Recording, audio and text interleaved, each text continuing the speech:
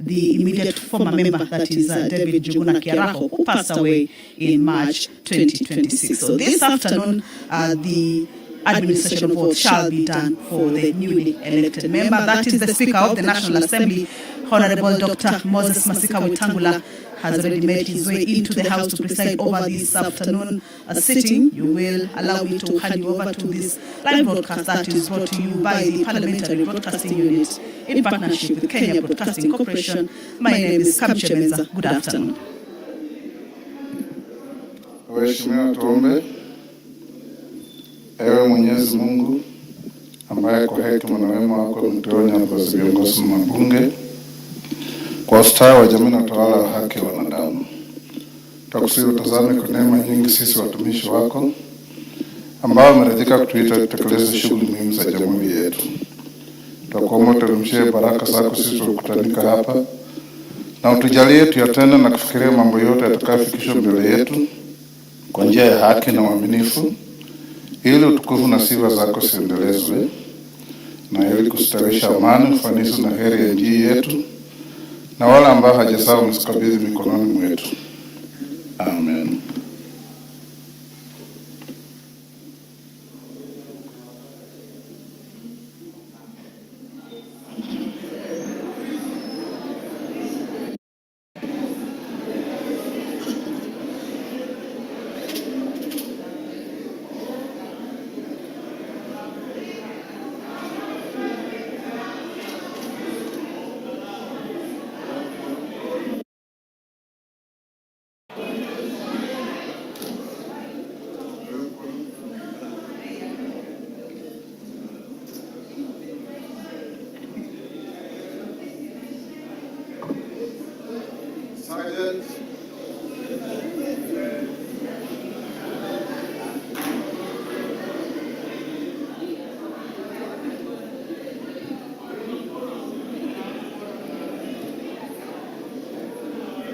Sergeant, ring the quorum bell.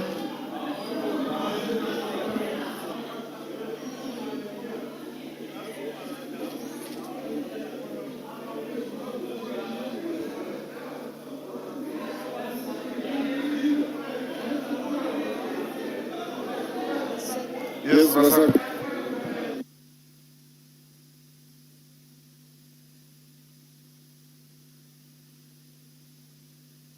So the prayer has been said and the chair taken. However, the Speaker has indicated that the quorum at the commencement of the House has not been attained yet, and therefore has directed that the quorum bell be rung for 10 minutes. This is to give room for more members to be able to make their way into the House to join their colleagues already in the chamber. So the quorum has been attained. Allow me to hand you over.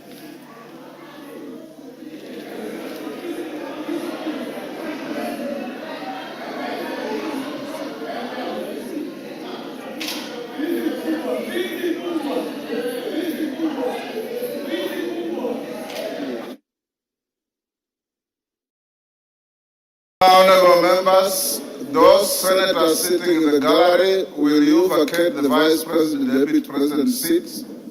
I allowed you in the Speaker's row and not to sit on the Deputy Speaker's seat.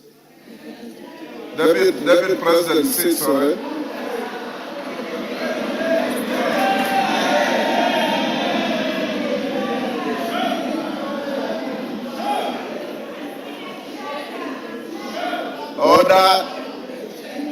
Order, and Sergeant at Arms, you know the rules of the House. You don't need the Speaker to pronounce himself on this for you to enforce the rules which you know. Nobody, and I mean nobody, can take that seat except the Deputy President.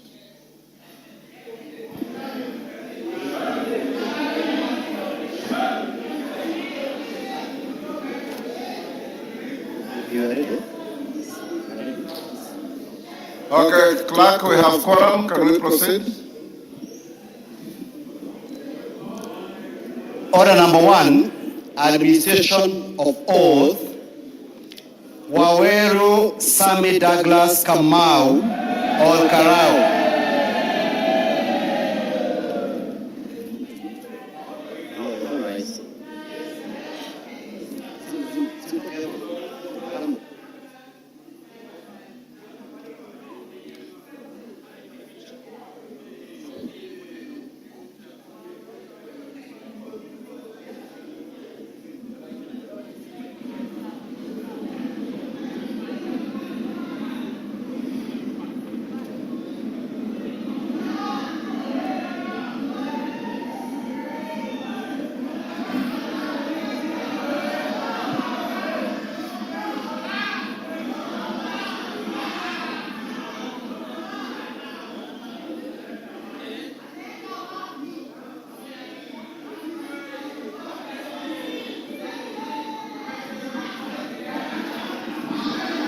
Order. Order. Order, honorable members. You know that when you are swearing in your colleague, it's done in absolute silence. You can celebrate thereafter. And the celebration will be in the garden out there, not on the floor of the House. Good afternoon. Good afternoon. Are you a Christian or a Muslim? I'm a Christian. You swear by the Honorable Bible? Speaker, Honorable Speaker, I beg to introduce to you the member-elect for Orkalau constituency, namely Sammy, Douglas, Kamau, Waweru. You, the Bible? Bible. Yeah. Lift the Bible in your right hand and recite this oath. Starting with your name. I, Sammy, Douglas, Kamau, Waweru, having been elected a member of the National Assembly, do swear in the name of the Almighty God that I will bear true faith and allegiance to the people and the Republic of Kenya, that I will obey, respect, uphold, preserve, protect, and defend the Constitution of the Republic of Kenya, and that I will faithfully and conscientiously discharge the duties of a member of Parliament. So help me God.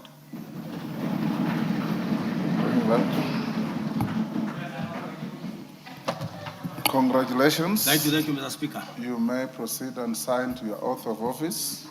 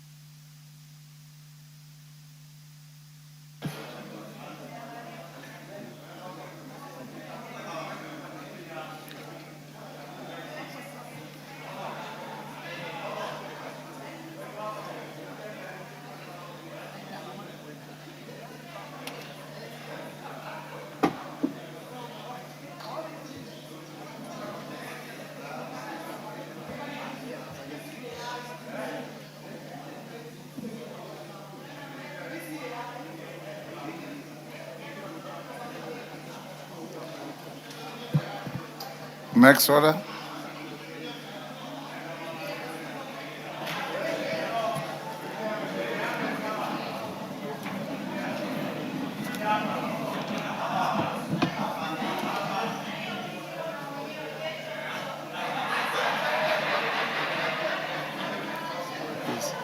And the next order. Order number 2, communication from the chair.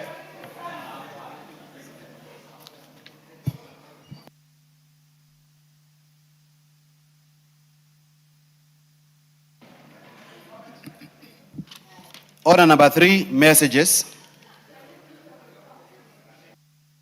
Members on their feet, take your seats.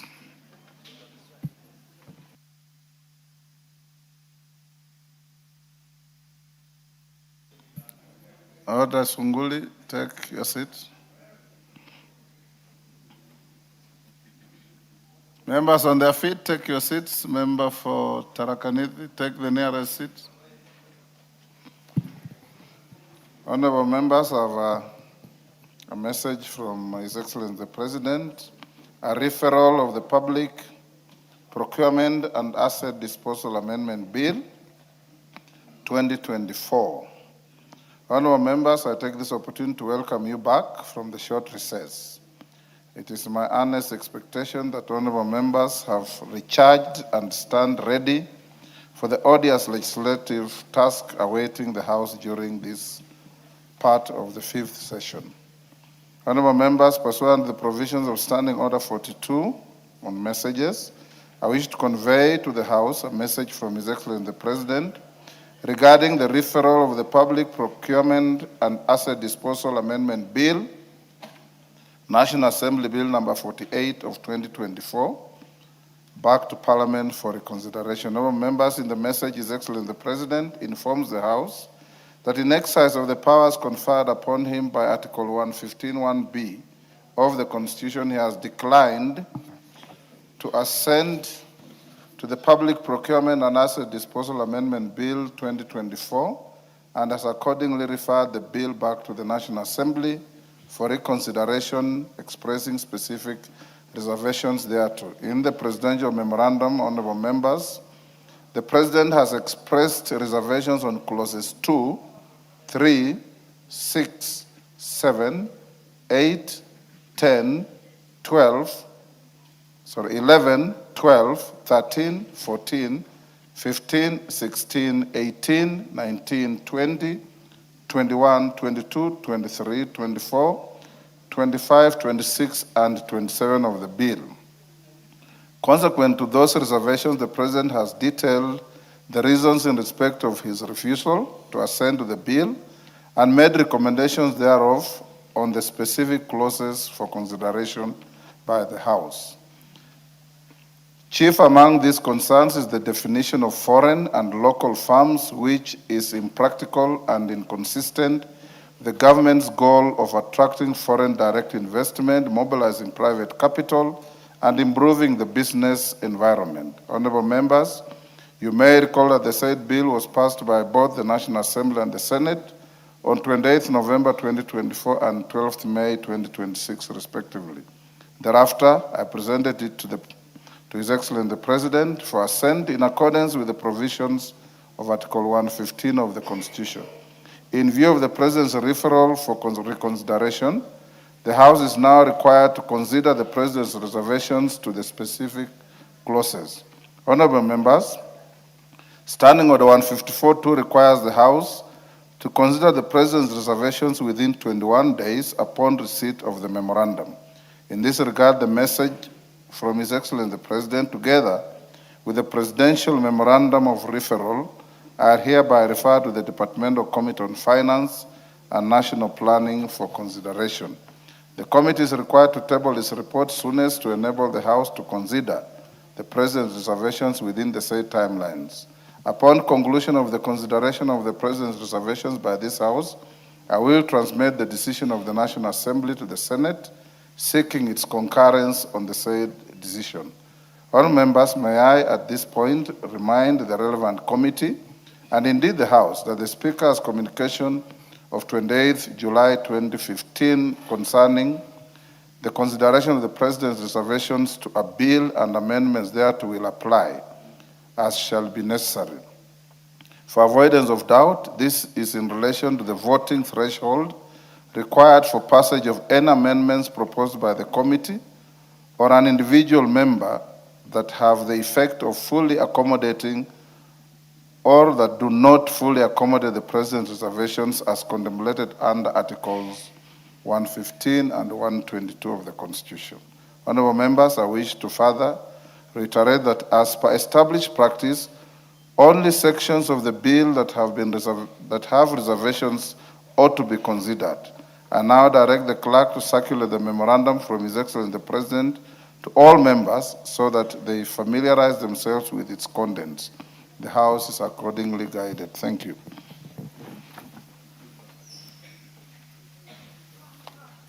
You have the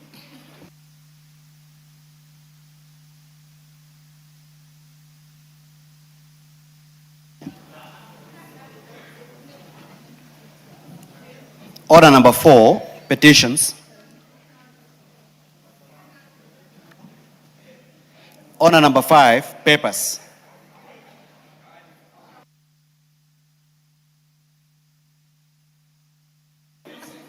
Majority Leader.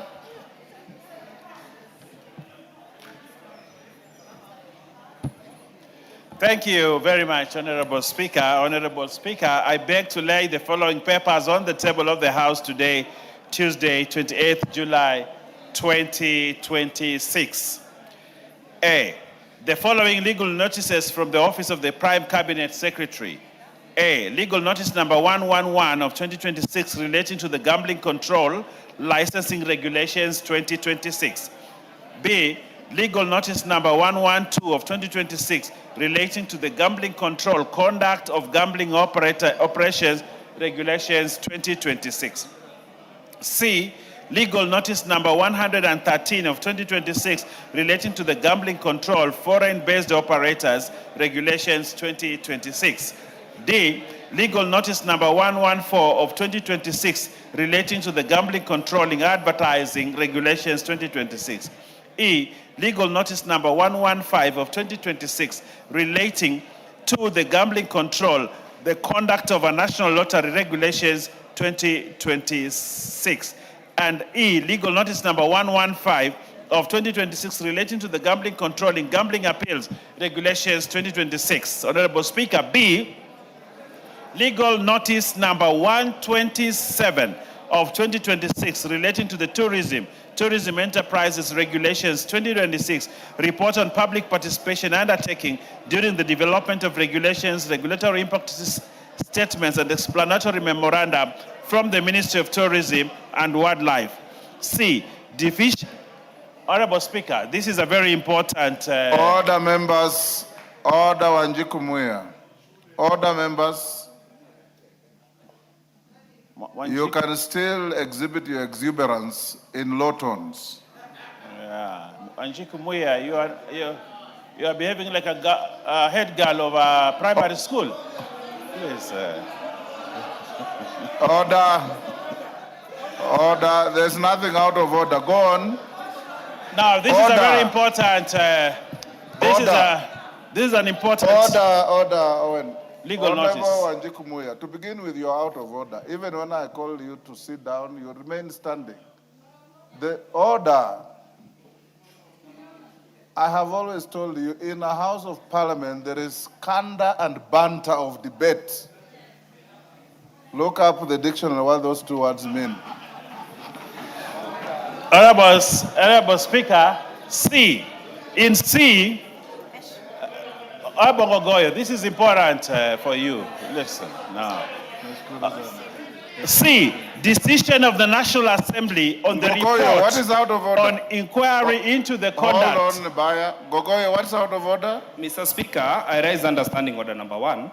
As the chair of the Public Service Commission, which you heard, Mr. Speaker, they are members of the Parliamentary Service Commission. They are members of the Senate that are present. I would indulge you, Mr. Speaker, that you recognize them as their chair. You Order. recognize them at the Speaker's row, led by the Honorable Methu. Order. Take your seat. You are totally out of order. You are totally out of order.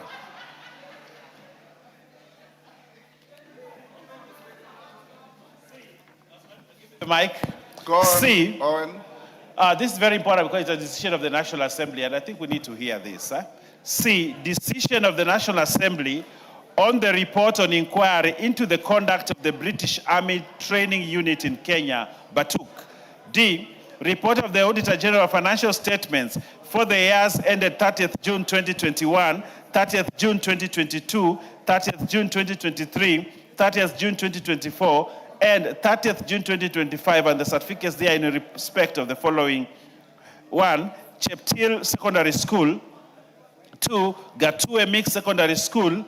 3, Igwanjau High School. 4, Iku Girls High School. 5, Kanyuambora Boys High School. 6, Kiamuriuki Secondary School.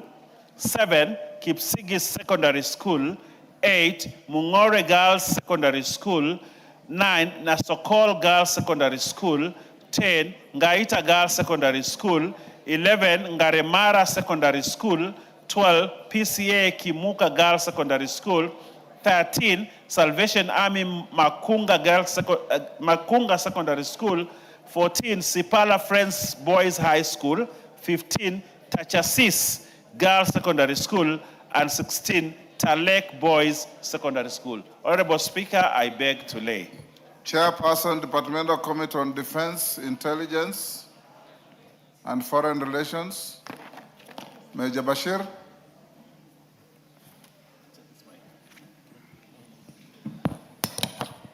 Honorable Speaker, I beg to lay the following papers on the table of the House today, Tuesday, 28th July 2026.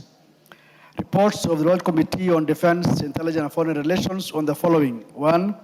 Inspection visit to the Kenyan Embassy in Rabat, Morocco from 22nd to 25th March 2026.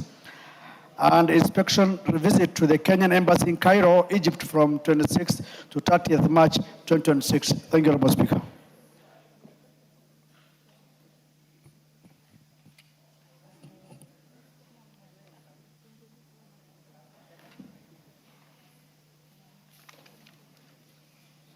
Order number 6, notices of motion. Bashir, Chair, Departmental Committee on Defense, Intelligence, and Foreign Relations. Notice of motion. Honorable Speaker, I beg to give notice of following motion that this House adopts the report of the Departmental Committee on Defense, Intelligence, and Foreign Relations on its inspection visit to the Kenyan Embassy in Rabat, Morocco from 22nd to 25th March 2026, laid on the table of the House on Tuesday, 28th July 2026. I have another one, Honorable Speaker. Another notice of motion. Honorable Speaker, I beg to give the following notice of motion that this House adopts the report of the Royal Committee on Defense, Intelligence, and Foreign Relations on its inspection visit to the Kenyan Embassy in Cairo, Egypt, held from 26th to 30th March 2026, laid on the table of the House on Tuesday, 28th July 2026. Thank you, Honorable Speaker.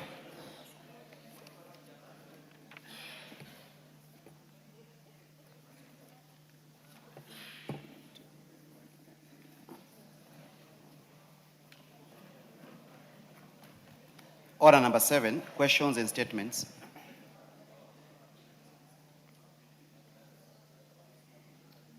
Before we go to statements, honorable members, in the Speaker's gallery, allow me to welcome Mala Secondary School from Booni Makueni, and Sam Pioneer School from Bomet, East Bomet. And the public gallery, we have Maryland Chuluni School from Kitui, East Kitui, Chemasingi Secondary School from Konoin, Bomet, Kiandangai Secondary School from Ndia, Kirinyaga. On my behalf and on behalf of the House, we welcome the students, their teachers, and those accompanying them to the House of Parliament. I also take the opportunity, I believe the non-students in the Speaker's gallery and those accompanying the new elected member. I also welcome them to the House of Parliament. Next.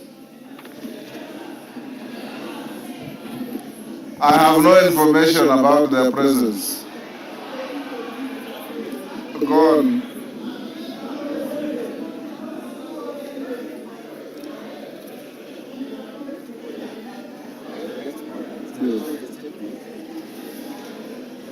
Request for statement, John Kagusha. Thank you, Honorable Speaker. Let me take this earliest opportunity to first congratulate the newest Member of Parliament, Sammy Douglas Kamau Waweru, our new Member of Parliament for All Kalau constituency in a well-deserved win and landslide win. Honorable Speaker, let me also take this opportunity to recognize the members of Senate who are also seated in the Speaker's gallery, led by Honorable Medhu. Honorable Speaker, pursuant to the provisions of Standing Order 44.2c, I rise to request for a statement from the Chairperson of the Departmental Committee or administration and internal security regarding the production, distribution, regulation, and consumption of that generation alcoholic beverages in Kenya. Honorable Speaker, alcohol and substance abuse remains a major public health, social, and economic challenge in the country. In recent months, residents of Mukurweini constituency have expressed growing concern over the widespread availability and consumption of Diamond brand third generation alcohol, commonly known as Kadaya. The product is reportedly sold at a relatively low cost and is easily accessible, particularly to young people and other vulnerable members of society. Residents have further raised concerns regarding the apparent effects associated with the consumption of the product, with reports that some consumers exhibit severe intoxication and impaired judgment after consuming relatively small quantities. These concerns, Mr. Speaker, have given rise to public anxiety over the authenticity, composition, quality, and safety of the product, including allegations that counterfeit or adulterated versions may be circulating in the market. Honorable Speaker, it is against this background that I request for a statement from the chairperson of the Departmental Committee on Administration and Internal Security on the following. Number one, the licensing and regulatory status of Diamond brand third generation alcohol, or Kadaya, and other similar alcoholic beverages, including the approvals issued for the manufacture, distribution, and sale by national authority for the campaign against alcohol and drug abuse, NACADA, Kenya Bureau of Standards, KEBS, and the Ministry of Health in collaboration with county governments and other relevant agencies. Number two, a report on the lab tests conducted by the government chemists and KEBS and other relevant agencies to determine the suitability of Kadaya for human consumption and compliance with prescribed safety and quality standards, and if not, reasons for its continued production and sale. Number three, the measures being implemented by the government to strengthen regulation, surveillance, and enforcement against the unlawful manufacture, distribution, and sale of illicit, counterfeit, and non-compliant alcoholic beverages, particularly in Mukurweini constituency and Kenya at large. Number four, the interventions and consumer protection measures being undertaken to address the prevalence of abuse of that generation alcoholic drinks, such as Kadaya in Mukurweini constituency and other affected regions, including product recalls and seizures, prosecutions, awareness campaigns, and rehabilitation of victims. I thank you, Honorable Speaker. Yes, what's your point of order? KJ? Give him to. Honorable Speaker, I thank you. And I am standing, Mr. Speaker, I am standing in relation to our standing orders, and I needed for you to pronounce yourself in the House on a matter that is very clearly on our standing orders that has to do with the prohibition of party symbols and party insignia in Parliament, Mr. Speaker. Knowing full well that if there was only one member showing up in a certain color in the House, then we would have taken it to be the member's wardrobe. However, we are seeing a gang of 13 members of Parliament, Mr. Speaker, who are donning party insignia on the floor of the House, Mr. Speaker. And I would not want to take it away from them because, Mr. Speaker, the young gentleman who has joined the House won convincingly in his constituency, and we would like to welcome him to Bunge and let him know that there are standing orders that guide how the members ought to present themselves in the House. And 13 members of Parliament are a minority, are a sure minority in this House. That there is nothing they would come to tell people who are standing in their numbers, in their majority, Mr. Speaker. You ought to look at yourselves and see that there's only 13 of you up against hundreds of members of parliament, and you're totally out of order. I thank you, Mr. Speaker. Honorable KJ, order, Kimilu, order. I have yet, order. Members, take your seats. Kawanjiku.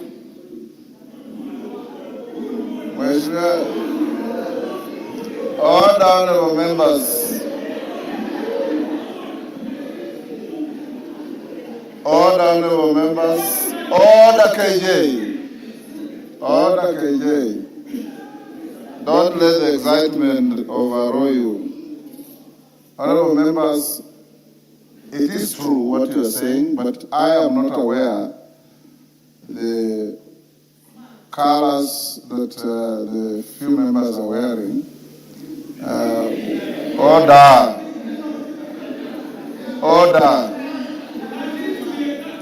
Order, members. If the Speaker will be subsequently convinced that what you are wearing are party insignia or colors, then we will tell you that they are out of order. But for today, because we have a president, when Honorable Kawanjiku won his elections, even Honorable KJ came to this chamber wearing party colors. And it was allowed because it was a special occasion for the House. From today onwards, unless it's such a special occasion, we do not entertain party uniforms in the House. And you know that is part of our standing orders. But as I said, it is possible that members can all come wearing black suits, can all come wearing yellow suits, but the moment you turn them into party symbols and party agitation in the House, you will be ruled out of order. Order, Honorable Mureu. Order. As a senior lawyer, I'm sure you know your standing orders. Go on. Order, Honorable Kagusha's statement will be, is Ngogoyo here? Sorry, Tongoyo? Yeah, Honorable Speaker. When can you respond? Yeah, Honorable Speaker, maybe before I do, it is unfortunate you keep referring me to confusing with Ngogoyo. Yes, your names are almost similar. But he's a bad guy. Yes. Anyway, notwithstanding, Honorable Speaker, considering the much backlog that we have before us, and that this kind of a question may concern several agencies, allow me to respond within 3 weeks, Honorable Speaker. 3 weeks? Yes, please. Order, Honorable Kagusha, you'll get a response in 3 weeks. Response to a request by Abubakar Talib, nominated member. Is the member in the House? Yes, go ahead. Thank you, Honorable Speaker. In response to the statement being sought by Honorable Talib regarding continued enforcement of the night to dawn curfew in part of Lamu County, I want, and the member wanted in particular to know, Honorable Speaker, you can kindly protect me from the very probably excited members of Order, members. Grasshoppers Party. Order, members. So the member in particular wanted to know the reason for the continued enforcement of the night to dawn curfew in Lamu despite the court order issued on the 21st May and a report on the number of individuals arrested or detained in Lamu County during the curfew hours since the court order. Yes, Honorable McLeod, what's your point of order? Give him the mic.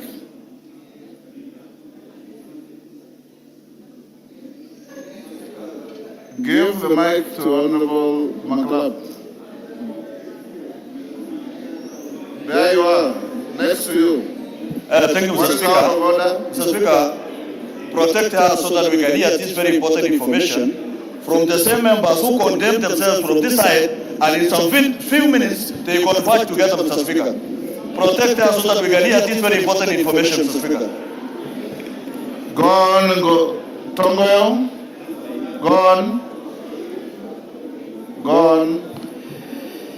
So I will pick from where I left, Honorable Speaker.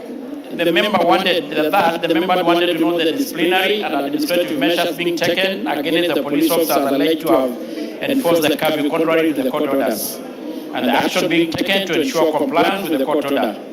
And I respond as follows. The ministry wishes to clarify the government has not acted in breach of the High Court order issued on the 21st May. And I underline, Honorable Speaker, that which suspended the enforcement of the night to dawn curfew in Lamu and specified areas within the Boni Forest security corridor. The court order only suspended enforcement of the curfew. It did not restrain the National Police Service or other security agencies from undertaking the lawful security operation, including the patrol, intelligence gathering, surveillance, vehicle inspection, identification checks, checkpoints, and other counter-terrorism innovation necessary for the maintenance of the public order and the national security. The security situation in such part of Lamu remained unique and sensitive due to persistent threat posed by the terrorist groups, particularly Al-Shabaab operatives who continue to exploit the geographical characteristics of the area to facilitate movement, recruitment, and the commission of terrorist attacks. Consequently, security agencies have continued to implement intelligence-led and targeted security operations aimed at preventing terrorist activities, disrupting criminal networks, and safeguarding residents, visitors, and critical national infrastructure. These measures are undertaken pursuant to the constitutional and statutory mandate of the National Police Service to maintain law and order, preserve public safety and security, prevent and deter criminal and protect life and property. The ministry wishes to emphasize that these lawful security innovations do not constitute a curfew, nor do they amount to its reintroduction in any form. Members of the public remain free to move, subject only to reasonable security screening and verification procedures that are taken in the interest of the public safety. Accordingly, Mr. Speaker, the continued establishment of roadblocks and the security screening measures should not be construed as a violation of the court order, but a legitimate policing innovation aimed at countering terrorism and ensuring safety and the security of all persons within the affected areas. Honorable Speaker, regarding the individuals ever arrested or detained, I want to respond as follows. The ministry confirmed that no person has been arrested or detained in relation to the enforcement of the suspended curfew since the court order of the 21st May. On the last part, Honorable Speaker, the ministry confirmed that no police officer has been found to have violated the court order. Officers deployed within the affected areas continue to undertake lawful policing duties under the supervision of their respective commandants and within the scope of law. Accordingly, no disciplinary or administrative action has arisen in relation to the alleged enforcement of the suspended curfew. The ministry confirmed that the Police National Service is fully compliant with the court order and that no curfew is currently in force within Lamu County. I repeat, Honorable Speaker, currently there is no curfew currently in force within Lamu County. And to ensure continued compliance with the court directive, the NPS has undertaken the following measures. I think those are general. I think I've already mentioned those, Honorable Speaker. And the ministry remains fully committed to upholding the rule of law, respecting court decisions, ensuring that all security operations are conducted within constitutional and applicable laws, within protecting the lives, property, security of all residents of Lamu County. Signed by Honorable Kipchumba Mokomen, EGH, Secretary for Internal and National Administration. I submit, Mr. Speaker. Yes, type.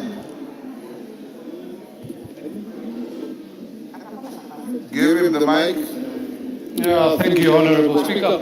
I find that response from the chairman very misleading, as they still the enforcement of curfew is still in place. So I don't know what answer is giving regarding to there is no curfew in Lamu. Thank you. Sorry, Taib, can you repeat what you said? Thank you, Honorable Speaker. What I'm saying is, I think Honorable Chairman is misleading this House. There is curfew in place in Lamu. They are all over roadblocks, all the way from Isoe all the way to Mbeketoni. So I really don't understand when he says there is no curfew enforcement and there are no roadblocks on the road to Lamu. Thank you. Yes.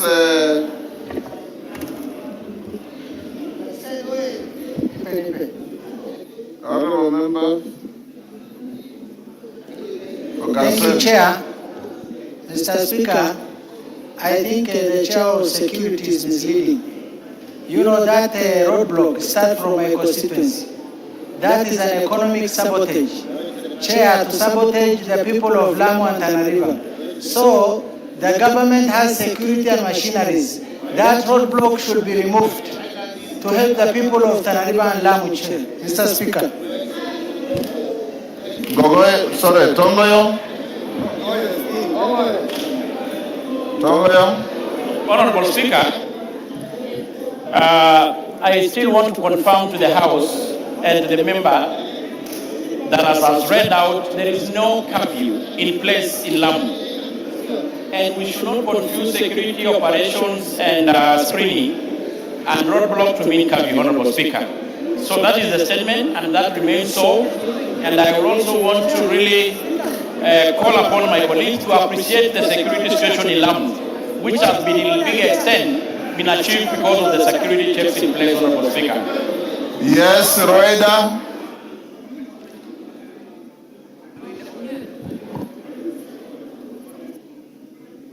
Order, members, can you disband these multiple kamkunjis I'm seeing in the House? Order. Mr. Speaker, tunazungumzia mambo muhimu na hawa watu wa 10 kwa moja wanatusumbua leo, na hii ni mambo muhimu. Wale maskini wakipata matako liambata. Waambie tuache tuendelee na kazi. Hiyo iliisha na sisi tulipata 10 wakapata moja. Tosha, finish. Sasa Mr. Speaker, Lamu wanatuchukulia kama ambao sisi si muhimu, si binadamu. Bwana Speaker, kutoka yule mzungu alipochukuliwa kabla hata 2013, sisi Lamu tumekuwa hatuna raha.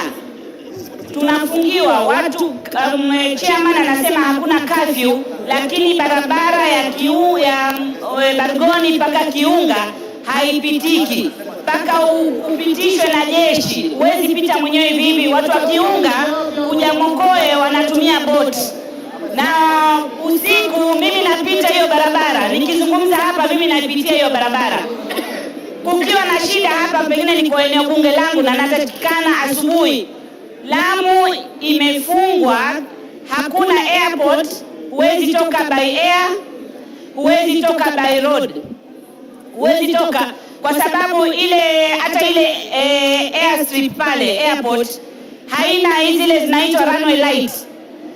Hata kukiwa na emergency, mtu akipata, kama kuna incident ilitokea, Bwana Speaker, kuna msichana alianguka kule, alikwenda matembezi, ndege ya kumtoa haikupatikana, yule msichana alikufa.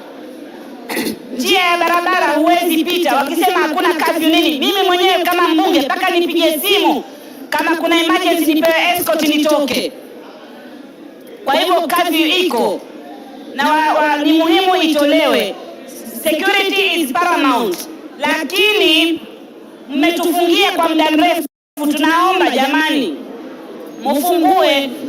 Wale security wanaweza fata magari au wanaweza toa time, wakasema time fulani mpaka time fulani watu wapite, au magari ya mzigo yapite, abiria labda.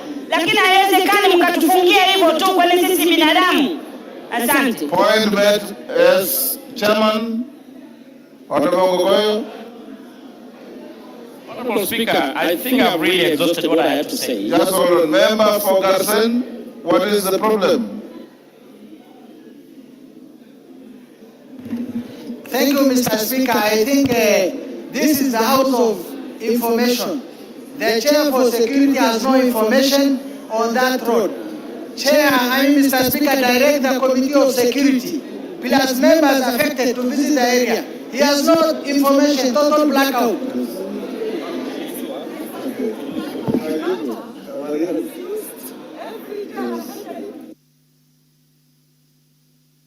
Yes, Chairman.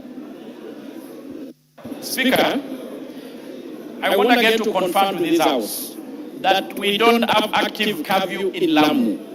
And I personally went with Captain Weda, and I'm sure she can attest to this. We were in Lamu. There is no curfew, and let's not confuse roadblocks screening with the curfew, Honorable Speaker. And I think the Honorable Member who raised this question is already on record before having raised the issue of roadblocks. And we should not confuse roadblocks and curfews. Nevertheless, Honorable Speaker, let me finish, Honorable Speaker. Protect me. Hold on, time. He's responding to your own statement, so don't disturb. Honorable Speaker, yes. The Honorable Member was already on record having raised issues on roadblock. You know it was not responded because the Minister was supposed to appear before the committee. And Honorable Speaker, I will suggest I need your guidance. If the members are not satisfied, we have already slotted again the CS to appear before the committee to respond to a number of questions that were not responded to. The Honorable Member Talib is at liberty again to appear and able to make his case before the CS. Thank you. Yes, Talib. Thank you, Honorable Speaker. The issue of roadblocks in regards to Lamu is totally different from the other issues that I raised about the roadblocks across the country. The curfew is enforced by those roadblocks. Thank you. Yes, Roida. You are all engaged in a battle of semantics. He is saying there are roadblocks but no curfew. You are saying there's a curfew, and you know in law to have a curfew it must be gazetted. So challenge him by showing him the gazette notice of the curfew. Okay, ndio mimi nataka kuuliza kama hakuna curfew kuna nini? Manake sisi mpaka sasa mimi mwenyewe nikienda nakatazwa kupita. Naambiwa sasa kama si curfew ni nini iko hapo? After saa 12 huwezi pita kutoka Umokoe kwenda Gamba ufiki, wanakukataza. Kuna special force wamekaa barabarani hapo, ukipita gari unaregeshwa, unaambiwa kuna curfew. Kama si curfew basi ni nini? Atueleze what is there? Au ni shida gani? Kuna shida gani mpaka turegeshwe kwa miaka mingi, zaidi ya miaka 15? Speaker, ni wapi hapo mlipata curfew tu? Mungu akatupa ile curfew ya COVID, watu walilalamika. Sisi miaka 15 sisi tuko kwa curfew tu. Yes, Chairman. This is a house of record and we need to be honest to ourselves. The Honorable Weda, I personally visited Lamu with her, and we managed to transfer almost the entire Lamu. And Honorable Speaker, I think from the start we must appreciate the security situation in Lamu, and even by extension to this country. What is happening in Lamu are just mere security checks and screenings, which are good for this country, good for Lamu. And I think the Speaker had made it clear, any curfew has to be enforced by gazette notice, which is not in place. The court order suspended it and it remains suspended as so. And that is the position, Honorable Speaker. That is the official position. Right, now we can't be flogging the same thing over and over. Not getting the solution. Speaker, Chair anasema alienda na mimi. Alienda mchana, ulienda na mimi usiku. Sasa mchana hakuna hizo restriction. Sasa acha kudanganya hapa kutudanganya. Tulienda na yeye tukaenda mpaka Kasuba, lakini mchana hakuna curfew. Order, Raider. You are using unparliamentary language. Mwenyekiti hadanganyi, anatoa taarifa. time. And I hope you are still not arguing on the difference between curfew and the roadblock. No, thank you. What I would request, I think, is better placed to get us the information from the ministry in regards to the Gazette notice, because this was done over 15 years ago. Thank you. And in case there is a curfew, it must have a definite period when it is gazetted.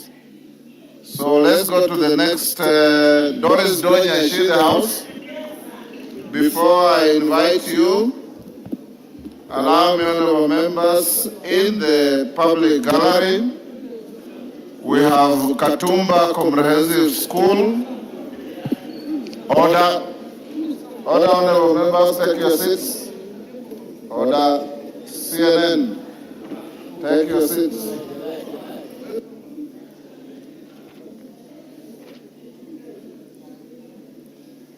Allow me to recognize order in the public gallery of Katumba Comprehensive School. Order Omongina. You are out of order, Jerusalem. Take your seats. I know it's your first day after recess, but to reduce the levels of excitement and exuberance.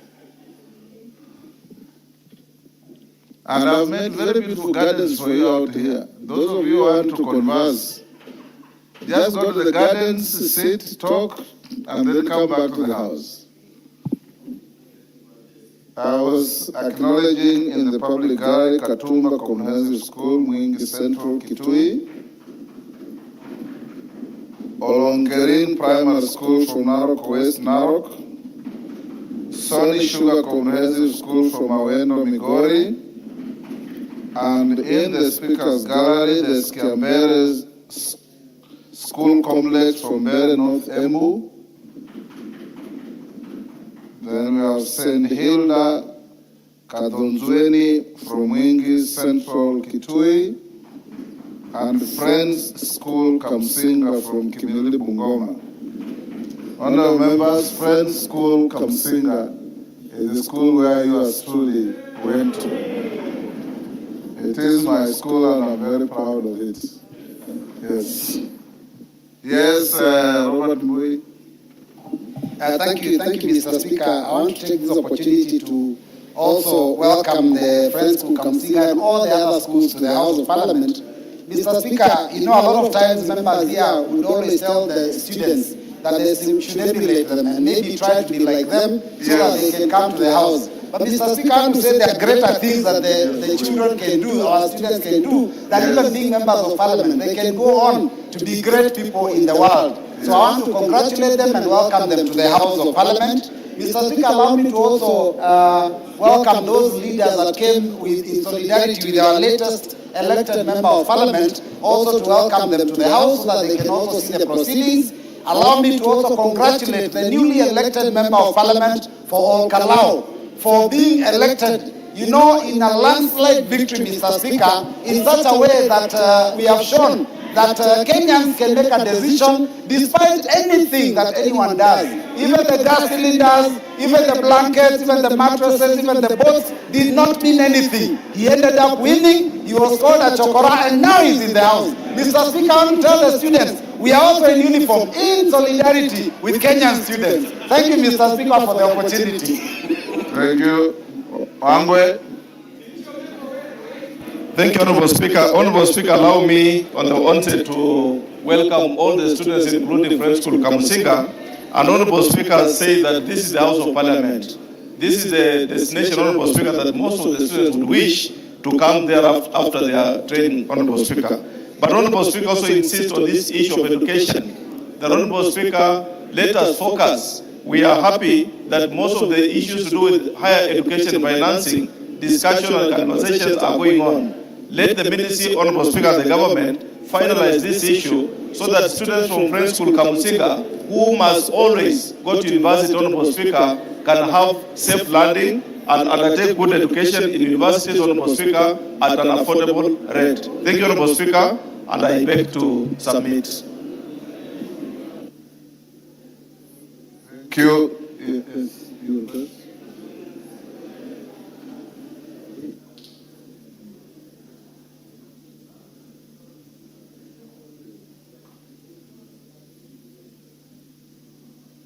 Honorable members, also in the Speaker's Gallery, allow me to introduce to you a delegation of 9 members of the Kenya Hemophilia Association, led by James Cargo. The delegation is in attendance to follow the proceedings of the report of the Departmental Committee on Health on its consideration of the petition on the management of hemophilia and other bleeding disorders at order number 14. Honorable members, on my behalf and that of the Assembly, I welcome them to the House. Honorable members, you may recall, order, Sirma and your group. Order. You may recall there was a petition here on hemophilia, and I allowed you almost 30 minutes to make very positive comments on it. First, we congratulate the Committee on Health. They have finished looking at that petition and brought the report on record time. It is now listed for debate at order number 14. And the members who brought the petition requested to be invited to the House, and I did accede, and they're sitting in the Speaker's Gallery.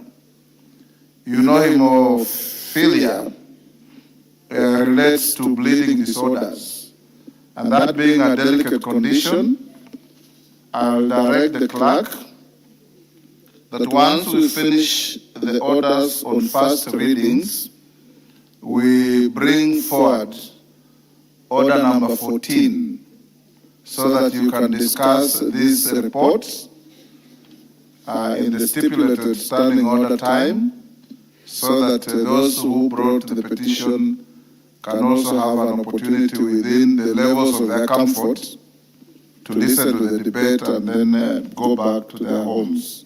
So after the first readings up to order number 11, we will bring forward order number 14, and Dr. Nyikal is in the House. Congratulations for working hard and bringing this report in record time. You will then be able to move. I hope you have your seconder, and those who want to contribute will do so. Thank you. Next question. Statement, Doris Donya statement. Tomboyo, you ready? Cases of missing children in Kenya. Yeah, Honorable Speaker, I'm ready. Is Donya in the House? Yes, she is. Go ahead. Yeah, Honorable Speaker, I want to respond to the question regarding the rising cases of missing children in the country being sought by the Member of Parliament for Kisii County, Doris Donya. And I want to respond as follows. The number of cases of missing children reported in the country over the last 1 year, including the number of children traced and reunited with their families. Honorable Speaker, there is a list, a summarized list of the reported cases of missing children by region, together with the number of children traced and reunited, and I want to quickly go through them. As per January 2025 to June 2026, Nyanza County has got number of reported 47, traced and reunited 42, Central 230, traced and reunited with their families 160, Coast reported cases are 83, traced 57. Rift Valley had 439 cases of missed and traced and reunited with their families 320. Eastern 243, traced 220. Nairobi missed were 54, traced were 12. Western 103, traced and reunited with their families 69. Northeastern, no, Western 103, traced and reunited were 69. Northeastern 53, traced and reunited with their families were 37. Total number of cases reported of missing children within the said period is 1,251. The traced number within the said period, 917. On the second question, Honorable Speaker, measures being taken by the government, I want to state as follows. The government has taken several measures aimed at preventing children disappearances, improving investigation, and strengthening child protection mechanism in the country. These include establishment and strengthening of the child protection and gender desk at police station to provide child-friendly reporting environment and improve the handling of cases involving children, enhancing surveillance and monitoring along identified trafficking routes, border points, and areas considered vulnerable to the children exploitation and trafficking activities. The interagency collaboration within the county governments, local administration, educational facilities, and civil society organizations in responding to cases involving missing children. Continued use of community policing structures to support earlier reporting, sharing of information regarding missing children within local communities. Public awareness and sensitization program to educate members of the public on children protection, reporting procedures, and preventing of children disappearances. Continued monitoring of emerging threats, including online exploitation, trafficking, trafficking networks, and other forms of child exploitation that may contribute to child disappearances. Honorable Speaker, regarding the confirmation of the existence and effectiveness of child protection rapid response mechanism, the National Police Service, the State Department for Social Protection, the National Council for Children Services, and other children protection stakeholders have established and operationalized various children protection and rapid responses mechanisms aimed at safeguarding children and responding promptly to cases involving missing, abused, neglected, or exploited children as follows. The Anti-Human Trafficking and Child Protection Unit works in coordination and regional station within Kenya to verify international movement of minors in collaboration is active with Interpol, NCB for children trafficking outside Kenya borders. Specialized children protection units and gender and children desk has been established in police stations across the country to handle cases involving children in child-friendly manner and coordinate rescue and protection interventions. The National Police Service works closely with the Department of Children's Services, county child protection committees, local administration, schools, healthcare facilities, and civil society organizations to facilitate prompt reporting, rescue, tracing, and reunification of the missing children. The members of the public can report cases of the missing person through a toll-free number, Fichua, kwa DCI. Upon receipt of the reports of the missing children, investigative teams are activated to undertake such operation, gather intelligence, disseminate information to relevant agencies, and coordinate rescue efforts whenever necessary. Of course, the arrest and prosecution of the offenders and the existing communication platforms, to include media outlets, social media channel, police networks, interagency information sharing mechanisms, and they are utilized to disseminate information on the missing children to seek public assistance in the tracing. Lastly, Honorable Speaker, the policy and the interagency intervention being implemented, the National Police Service, in collaboration with other government agencies and stakeholders, has implemented various policy and interagency intervention aimed at enhancing protection and safety of children in the country. And these include, among the service enforces laws and policy relating to child protection, including the Children Act of 2022, the Counter Trafficking in Person Act 2010, the Data Protection Act of the 2019, the National Child Protection Policy, and other child safeguarding frameworks. Investigating offenses committed against children and ensure that the perpetrators are apprehended and prosecuted in accordance with the law. And of course, the multi-agency collaboration that I've already mentioned, Honorable Speaker, and the Department of Children's Services, the National Council for Children's Services, the Judiciary, the Office of the Director of the ODPP, the County Public Protection Committee, international organization and development partners, including UNICEF and the civil society organization. This multi-sectoral approach facilitates coordinated prevention, rescue, investigation, prosecution, rehabilitation, and reintegration of child victims. And Honorable Speaker, establishment and strengthening of specialized unit dealing with the crimes against children to include the human trafficking, child protection unit, cybercrime units mandated to investigate online child exploitation and abuse, and gender and children desk established at all polling stations, as earlier mentioned. And the staff has established mechanism for reporting, developing integrated database and information sharing mechanism to support child raising and recovery. I'd also mentioned about the FICHUA and DCI. In partnership with the local and international agency, the service has enhanced monitoring and investigation of the online child sexual exploitation and abuse, public awareness campaign on internet safety and responsible digital engagement, collaboration with internet service providers and international law enforcement agency to identify and apprehend offenders. The government continues to undertake community policing initiative and the public sensitization program aimed at creating awareness on the child protection issues, encouraging timely reporting of child abuse, neglect and exploitation, and prompting community responsibility in safeguarding children. Honorable Speaker, the service has leveraged the Nyumba Kumi initiative and the community policing structures to gather intelligence and support early intervention efforts. And the introduction of the TPED for this Nyumba Kumi will continue a long way to really help in this. The service works closely with the Department of Children's Service, health institution, and non-governmental to ensure rescue and the placement of children in safe shelters and provision of medical, psychosocial, and legal support services. I think the rest is support evidence-based policing and resource allocation, improve information sharing and coordination among children protection stakeholders. Honorable Speaker, and this is signed by Honorable Kipchumba Murkomen, EGH, the Cabinet Secretary for Interior National Coordination. I submit, Honorable Speaker. Donya.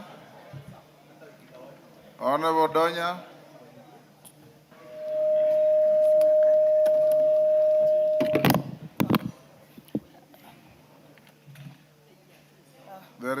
Thank you, Mr. Speaker. I had raised a concern on the missing children in Kenya. What the chair has given, he has actually stated the organizations which are in charge of the works which go around at the Department of the Police. He has not elaborated on what the organizations are doing. He has just named like 100 organizations. In my statement, I didn't ask for the organizations or those who are in charge.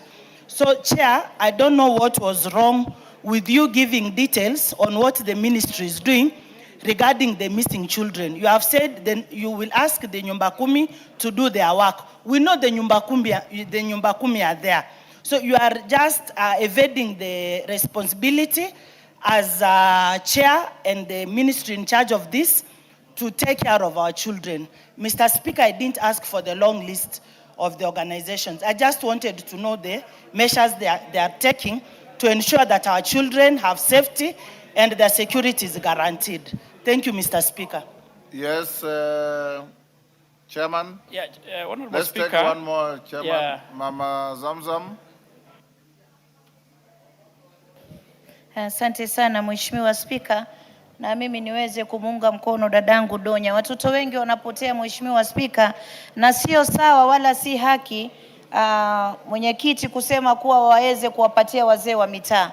Wazee wa mitaa hawawezi kuwa na ile machinery ambayo inafaa zaidi kujua watoto wanapotea namna gani, na hata wengi utapata wanavushwa boda Mheshimiwa Spika, wazee wa mitaa hawako kule. Kwa hiyo mimi ningeomba chair, haya masala ya usalama yamekuwa dondo sugu, na mimi ningeomba usukume sana, manake hata sisi Mombasa County pia nasukumwa sana kwa ukuta, na ndo hayo maswali ambayo tunauliza kila siku Mheshimiwa Spika. Kwa hiyo kama hana ufahamu zaidi, mimi ningeomba aende akatafute zaidi, ajulishwe ili atuletee jawabu mwafaka ndani ya bunge. Asante sana Mheshimiwa Spika.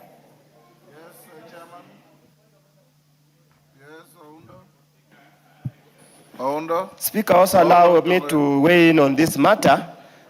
And I, coming from the border point, the issue of disappearance of children is becoming an alarming issue. while we have done a lot of work with the local administration and the schools and everybody else, we still believe the national government should do much, much more to protect an innocent child. Many of the cases, Honorable Speaker, the children are lured on their way from school in the mornings or in the evening or just over the weekends or over school holidays. So we just want to urge the government to go out of its way to enhance public civic education and continuously remind parents it's their sole responsibility to take care of their children. Thank you, Honorable Speaker. Tongoyo. Thank you, Honorable Speaker. I respectfully also with the views of the members, but Honorable Speaker, referring to the statement, I think it was very clear. The first question is no dispute. It was enumerating the number of cases. I think that is we are well done, and creatively they are quite alarming. On the second, Honorable Speaker, it was about the measures being taken to investigate, to curb the abductions. The other was in regards to confirmation of existence of effectiveness. Honorable Speaker, I think we try to, the issue of protection of children involve both government and non-government actors, to include the parents, NGOs, and even international actors. And that is, Honorable Speaker, the extent that the statement tried to go to explain the broader interventions to curb the vice. So, Honorable Speaker, I'm also really disturbed by the numbers, but the issue of enumerating the players is part of what the question sought to address. Next is Honorable Mwango in the House. Yes, Chair Transport. Are you ready with the response? Go ahead.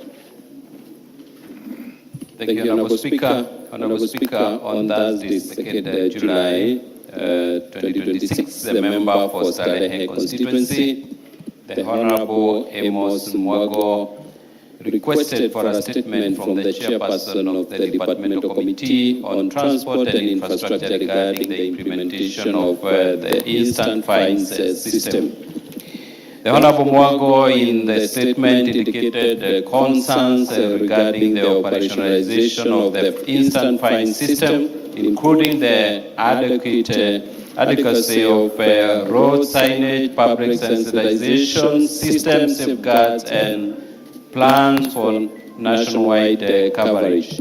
Honorable Speaker, the Honorable Mwago therefore sought to, among other things, establish evidence that clear and visible speed limits and other traffic signages have been placed and motorists adequately sensitized on the operationalization of the system, and B, plans to ensure other road sections across the country are covered under the automated instant fine system, and C, system safeguards put in place to guarantee the accuracy and integrity of the instant fine system. Honorable Speaker, the committee received a written response from the Ministry of Roads and Transport, which I now wish to make.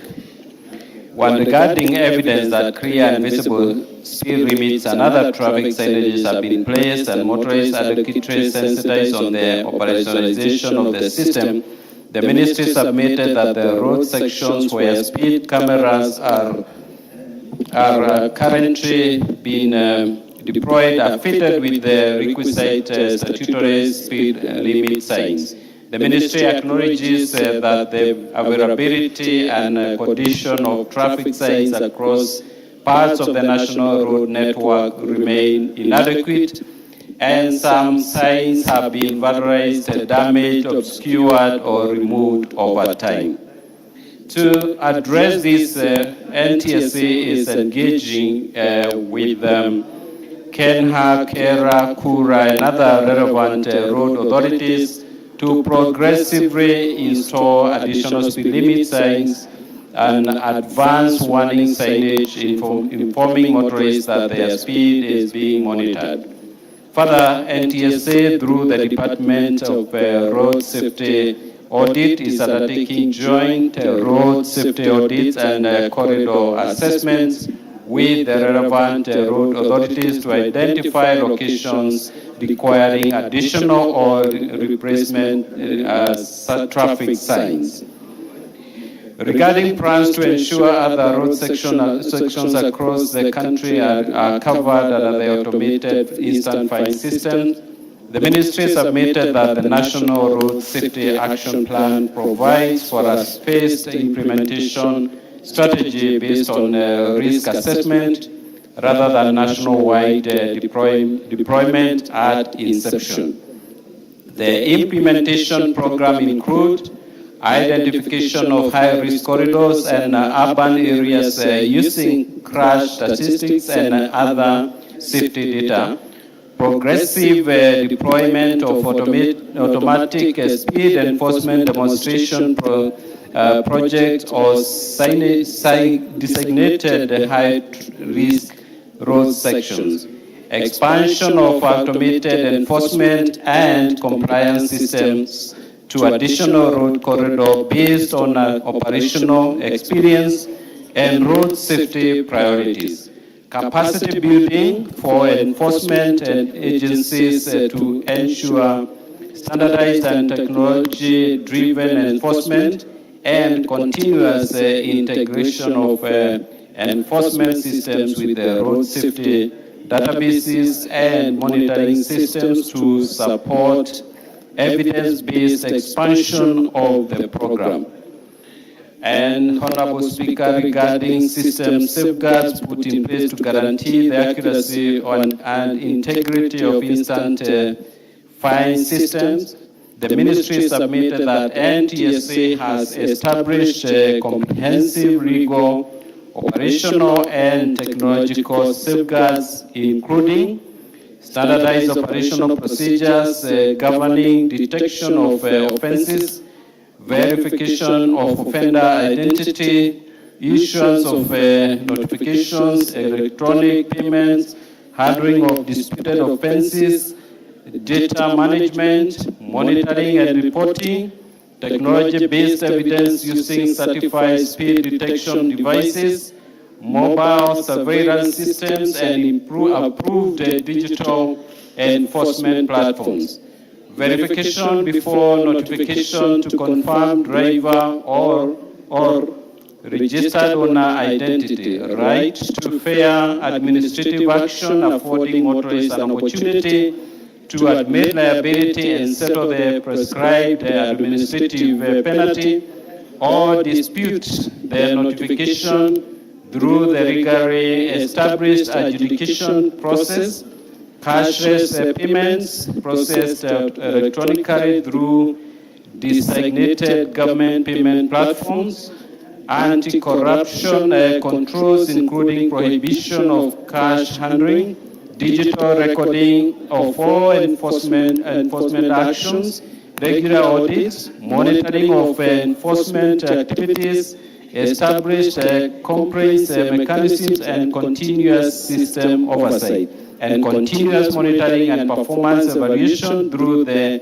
governance framework established under the National Road Safety Action Plan, including quarterly performance reviews, annual reporting, key performance indicators, and continuous evaluation of enforcement. And lastly, Honorable Speaker, the ministry further submitted that the implementation of the instant fines system is contingent upon the decriminalization of minor traffic offenses currently provided for under Section 117 of the Traffic Act.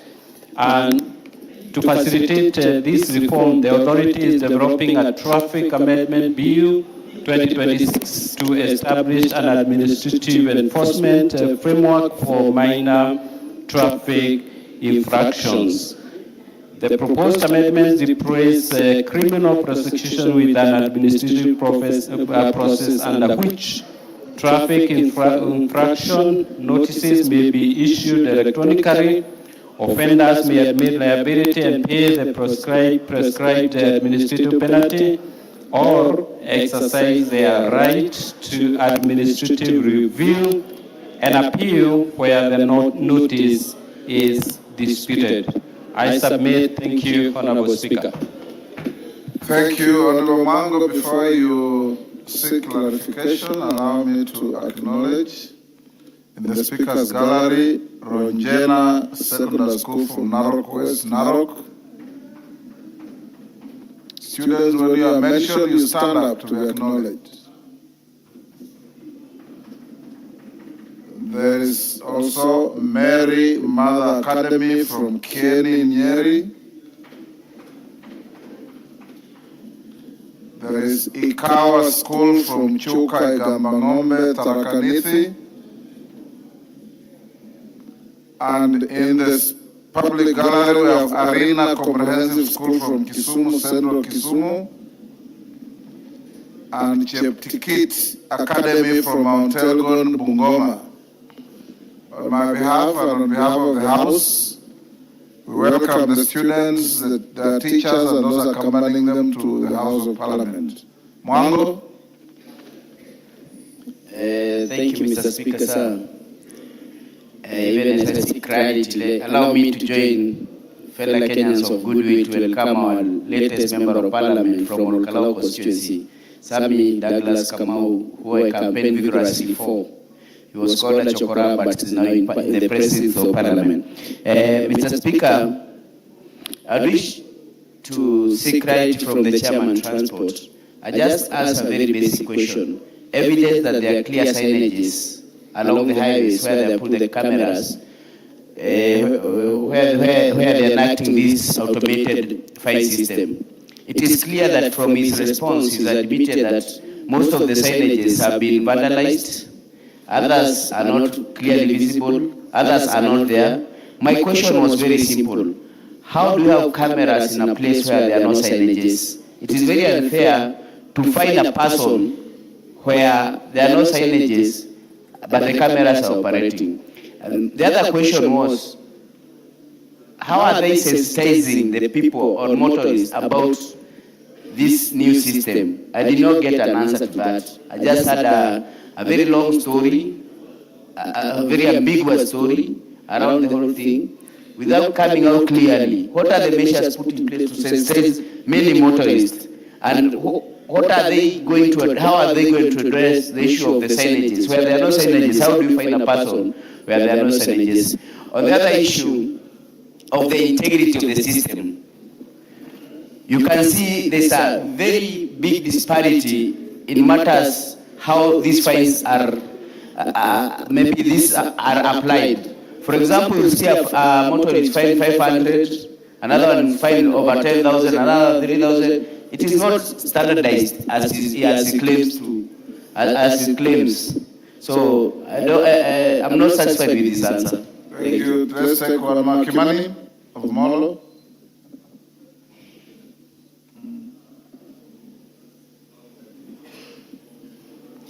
Thank you, Mr. Speaker. Mr. Speaker, I would like to remind you, Honourable Speaker, that you did guide that the Committee of Finance will be joined in this particular matter for this reason, that I raised the floor of this House.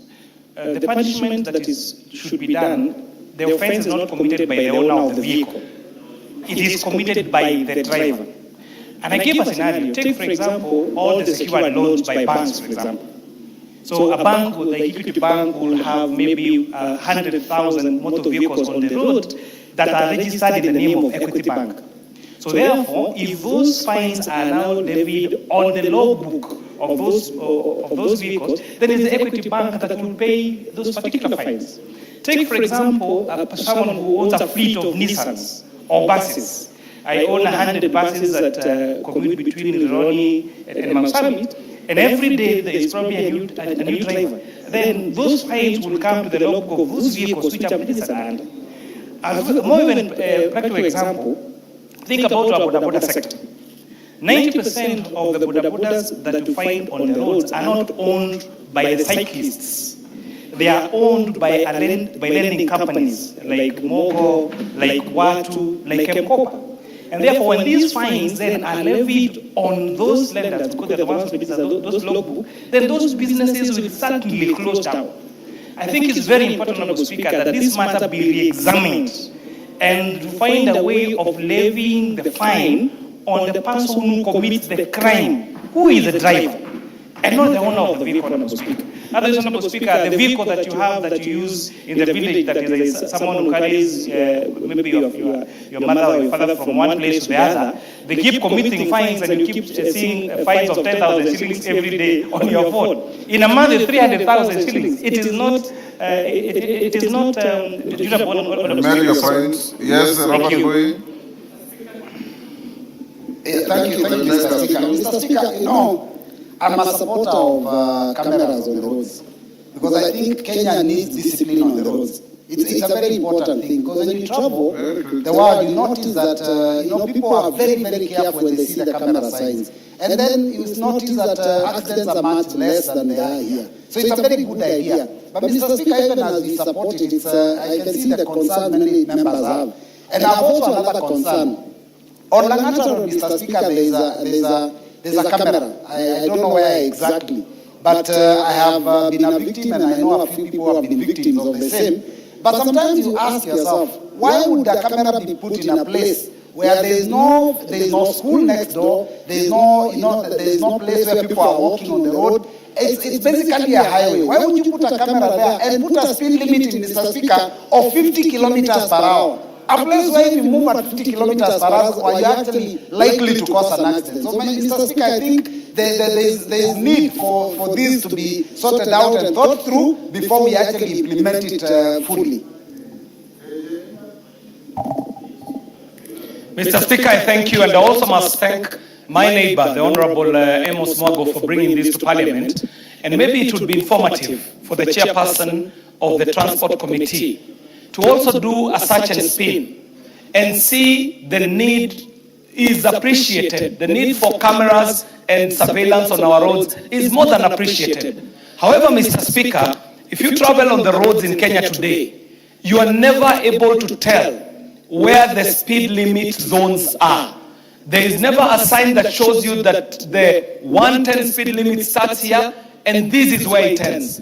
Secondly, Mr. Speaker, there is technology available that can be utilized by NTSA to ensure that when a charge is made, it is not occasioned on the owner of the vehicle, it is actually a charge that is put on the driver who was driving at the moment when the offense was done. So, Mr. Speaker, I do believe there is space for the Transport Committee to go back and examine the matter that Honorable Mwago brought to us and find how the technology will also work with the real life situation on the roads, and especially if they're digitizing the penalty system, that must also have real what you would call highway furniture, real road furniture, up to and including the traffic signs, Mr. Speaker. I do thank you.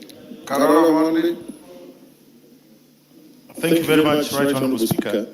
I think on the issue raised by the Chair of Finance Committee that liability should just be limited to the driver, legally may not be sound. I think we are familiar with the concept of vicarious or imputed liability, where the person held liable is a person who has what we call in law respondent superior legal control of whatever has caused the accident, like motor vehicles or employers.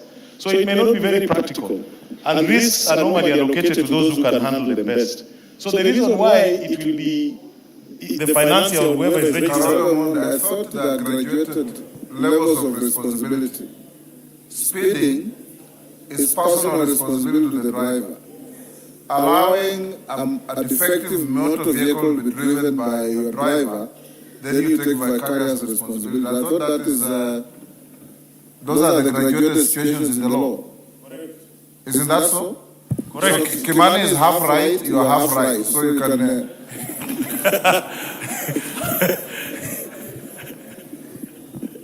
No, I don't.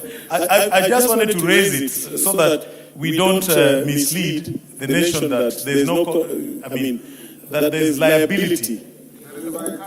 Yeah, vicarious liability or imputed liability, as it is called. Thank you. Yes, Mkuji.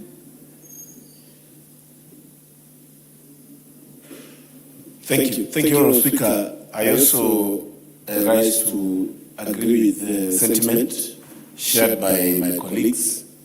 Honourable Speaker, I'm an often user of Thika Road, and that is where these cameras have been concentrated. And Honourable Speaker, I believe the whole process of establishing these cameras must be a process that involves this House and involves the public keenly. Because, Honourable Speaker, one day while I was coming from up country, around 8 p.m., I found cars slowing down seriously, below 50 kilometers per hour, Honourable Speaker. And I was actually wondering what is going on. Only for my driver to receive a message the next day to pay 10,000 Kenyan shillings, Honourable Speaker. And I would say that we need to agree that technology is the way to go when it comes to enforcement of our laws. But, Honourable Speaker, this is a process that must be keenly implemented, and its procurement and establishment highly publicized, so that, Honourable Speaker, we don't have tribes of the public getting into even an accident just because, Honourable Speaker, there is establishment of technology. Thank you, Honourable Speaker. Order. Speaker, I didn't go to the law school, but I know there's a principle that, honestly speaking, you will end up this arrangement punishing motor vehicle owners more than punishing those who commit the offense. As you clearly say, speeding is a human endeavor. Might not necessarily be a mechanical problem, but it's a human endeavor. And I want to give a very interesting case. Some years back, I was charged in Nakuru court for speeding. So when I went to the magistrate, being what I could do, I asked the prosecutor that who was driving the vehicle at the time you caught on the camera speeding. They said they did not know because the camera was unable to pick out the driver. And the magistrate agreed with me that the prosecutor was on a fishing expedition, so I was left scot-free. I fear that this is going to happen. And then, Honourable Speaker, a fine is a penalty for breaking the law. If you are purported to have broken the law, if you are not given a chance to mitigate so that appropriate punishment is meted out, would it not be unconstitutional to punish me unheard? It is not. Read the law. There are what we call instant fines in petty offenses that the offender need not go to court. Those are called misdemeanors in law. Honourable Speaker, for example... You are the lawmaker. Yeah. For example, Honourable Speaker, let's just look at a practical case. An ambulance speeding to take somebody to hospital. How would you treat the matter? On the other hand, I'm carrying an expectant lady who is just about to do it. I don't know what to do it. I have to speed. So I need a chance to mitigate before I'm punished. All those exceptions are there in law. Yeah. So that's why we are saying this process, the way it is designed, is going to be extremely punitive and unfair to the people of Kenya, notwithstanding the fact that we need to enforce discipline on our roads. The amount of accidents we are having, the injuries that we are having can be avoided. But we need to find a more friendly and more people-focused approach to ensure that we deal with this malice once and for all. Thank you, Honourable Speaker. Yes, GK, can you, sorry, Mama Zamzam? Hold on, GK. Asante Mheshimiwa Spika. Mimi nashangaa nikiona viongozi wanatetea ile fine ya instant ambayo madereba ambao hawana uangalifu ndani ya barabara wanapewa. Mheshimiwa Spika, tumepoteza maisha mengi sana. Juzi na jana tumekuwa kwenye michezo kule Rwanda. Dereva hata ukimwambia nimechelewa mpira na kuambia hapana, kuna cameras, nikienda vibaya mimi ndio nitapigwa fine, watoto wangu watakosa chakula. Kwa hiyo Mheshimiwa Spika, sheria ni sheria, ukata mbele na nyuma, hamna cha hii wala hii. Na kisha nimesikia ndugu yangu mmoja akisema amempongeza mwenzake na akasema aliitwa chokora. Mheshimiwa Spika, wengine huwa na ile feeling Lakini mimi nataka kuambia hata Kasongo ambao wanamuita rais wetu wa ni Wathogu. Kwa hiyo wao wakianza kuita watu majina, wewe tayari na wao pia kuitwa majina, wakae watulie. Lakini nikirudi kwa barabara, lazima tuwe waangalifu, na hili ni jumba la kutunga sheria. Lazima tuangalie sheria ambayo inaweza ikamkinga Mkenya kutokana na ajali za barabara. Asante sana Mheshimiwa Spika. Yes, GK. Thank you, Honorable Speaker. Honorable Speaker, the matter raised by members needs a bit of engagement with the ministry, but we need to ask ourselves what has occasioned this kind of intervention. Honorable Speaker, we are losing on average 5,000 lives every year. This is not something that we can take lightly. We are here expressing anger over the use of technology, knowing very well, honorable members, that the use of technology is the best international practice all over the world. The use of technology replaces the roadblocks and the use of police officers on our road. Honorable Speaker, Yes, what's the point of order? Is it point of order or point of information? What is out of order? It's a point of information. Does he want information? That's okay, Honorable Speaker. Mr. Speaker, I must inform the Honorable Chair for Transport that members are not against any enforcement of any traffic rules.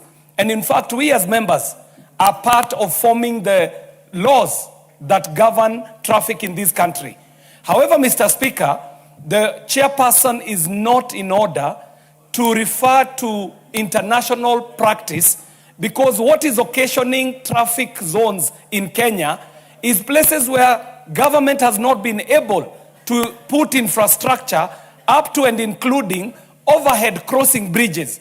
So we find ourselves in a situation where an international highway, where standard speed would be around 110 kilometers, is reduced to 50 kilometers per hour, giving a perfect example of Mackenzie, near Thika, just past Thika at Del Monte, on an international highway, the Great North Road, limited to 50 kilometers per hour, Mr. Speaker, without any road sign showing where the speed limit zone starts and where it ends. So, Mr. Speaker, this parliament is not against international standards and international practice in traffic. It is to tidy up that the laws that leave parliament are implemented in a way that is not offensive to the users of these roads, Mr. Speaker. I thank you. Do you want to be informed again by Member for Molo? That's okay, Honorable Speaker. It's okay. But Honorable KJ was not informing. I think he did something different. He was debating. He was debating. I hope. Thank you, Honorable Speaker. Honorable Speaker, the chair did say that we are angered by use of technology. And I find offense in those words. What we are saying, Honorable Speaker, and you rightly put, where the mistake has been committed by the owner of the vehicle, let the fine be on the owner of the vehicle. Where the offense has been committed by the driver, let the fine be on the driver. And I think the chair should take that very, very seriously, because that is going to be a very big decision to make, and especially as I outline the businesses that will affect, especially the banking and all those financial sector institutions, Honorable Speaker. Go on, GK. You've now been informed. Honorable Speaker, before I get to, I respond to Honorable Member for Moro, let me address the issue raised by Honorable Mokonji about this matter having been debated in this House. Honorable Speaker, this law permitting the ministry to use technology was passed here in Parliament. And we all debated and agreed that the use of technology is the best way forward to address the many deaths that we are experiencing on our roads. We have had many special motions in this House. Chairman, if you listen carefully, there are just about 2-3 categories of concerns. Number one is that the speed cameras you put on the highways must be visible and must be relevant to the situation. So there is not a continuous speed limit on the highway. There are speed limits where there is need for extra caution and care. That's what I've picked from your colleagues. Number two is the point raised by Kimana and Karoli Omondi. When do you apportion personal responsibility to a driver and vicarious responsibility to the owner of the vehicle? That is the second point. The third point raised by several members is that having passed the law is not enough. You must continue with public awareness and public education. Given what you are saying, then an unacceptable number of people were losing on the roads. So if I was in your place, which I'm not, you should be addressing those 3 points. Well guided, Honorable Speaker. Yes, Mukunji, what is it? For this law to work for the people of Kenya, Honorable Speaker, we should have at least 3 months of continuous information on phones so that people That can is know. methodology. Let Yes. him answer. Thank That's you. methodology. The principle is the same. Honorable Speaker, I don't want to overdwell on Honorable Mukunji's point, but the ministry indeed engaged in that exercise, and it was actually more than 3 months. I remember they started sending messages to us to alert us that the use of instant fines through technology would be employed, which is what is happening. Honorable Speaker, when you think of a busy road like Thika Highway, where at some point where KJ has mentioned Mackenzie, 50 kilometers per hour is very punitive. It is not even possible to drive at that speed. It causes a traffic snarl-up, which is inconveniencing motorists. And that is something I have personally raised with the ministry and NTSA agency. Honorable Speaker, the gaps that are that have been identified by members are being addressed by the ministry, and I will follow up, Honorable Speaker, together with my committee, to ensure that these concerns are well addressed. Honorable Member for Molo, I am sure the issue that you have raised needs to be interrogated, needs to be checked, so that we see who is supposed to carry the blame.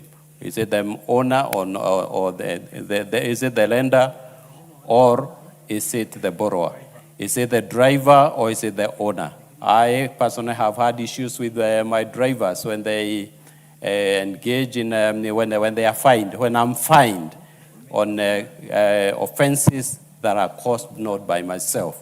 And it's something that needs to be checked. Honorable Speaker, if you allow me, I will again go back to the ministry and ask them to address these very important concerns. Thank you, Honorable Speaker. Thank you, honorable members. In the Speaker's Gallery, I acknowledge Starehe Boys Center from Starehe constituency, Nairobi. Chemase School from Tinderet, Nandi. In the public gallery, we have Kariobangi North Primary School from Embakasi North, Nairobi. Kiriko Junior from Kinangop, Nyandarua. Kiplongon Primary School from Eldama Ravine, Baringo. And Pine View Academy from Eldama Ravine, Baringo. Honorable members, on my behalf and on behalf of the House, we welcome the students, their teachers, and those accompanying them to the House of Parliament. That ends statement hour. We now call the next order. Clerk. Order number 8, the Trade Description Amendment Bill, National Assembly Bill number 42 of 2026, first reading. A bill for an act of Parliament to amend the Trade Descriptions Act and for connected purposes. Next. Order number 9, the Legal Metrology Bill, National Assembly Bill number 43 of 2026, first reading. a bill for an act of parliament to make provisions for the manufacture, sale, and use of weighing or measuring equipment in trade, health, safety, law enforcement, environmental protection, and sale of goods, and for connected purposes. Order number 10, the Kenya Economic Zones Bill, National Assembly Bill number 46 of 2026, first reading. A bill for an act of parliament to provide for the establishment and declaration of special economic zones and export processing zones, to establish the Kenya Economic Zones Authority, to provide for the promotion and facilitation of global and local investors, the development and management of enabling environment for such investments, and for connected purposes. Now go to order number 14. Order number 14, motion, consideration of a petition on the management of hemophilia and other bleeding disorders. Dr. Nyikal. Thank you, Mr. Speaker, for this opportunity to report on this petition. Honourable Speaker, I beg to move that this House adopts the report of the Departmental Committee on Health, a report on public petition number 001 of 2026 on the management of hemophilia and other bleeding disorders in Kenya, laid on the table of the House on Tuesday, 23rd of June 2026. Honourable Speaker, public petition number 021 of 2025 was submitted by Mr. James Cargo, Treasurer of Hemophilia Association of Kenya, on behalf of hemophilia patients across the country, and was tabled in the National Assembly on the 8th of March 2026. The petition was referred to the Departmental Committee on Health for consideration. Mr. Speaker, the petition highlights the significant burden of hemophilia in Kenya. Mr. Speaker, Madam Speaker, hemophilia is a bleeding disorder that affects the clotting ability of blood in the body, such that patients who are affected bleed excessively, are unable, their blood is unable to clot, and they bleed in organs, often the knees, sometimes in the brain and internal organs, causing severe damage to joints and many times causing death.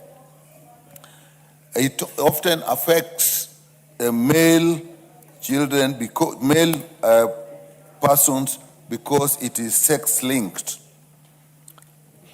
Madam Speaker, it affects an estimated 4,000 to 4,500 to 5,500 Kenyans, yet only about 1,300, about 23% have been formally diagnosed, meaning, Madam Speaker, that a lot of people suffer, and some even die.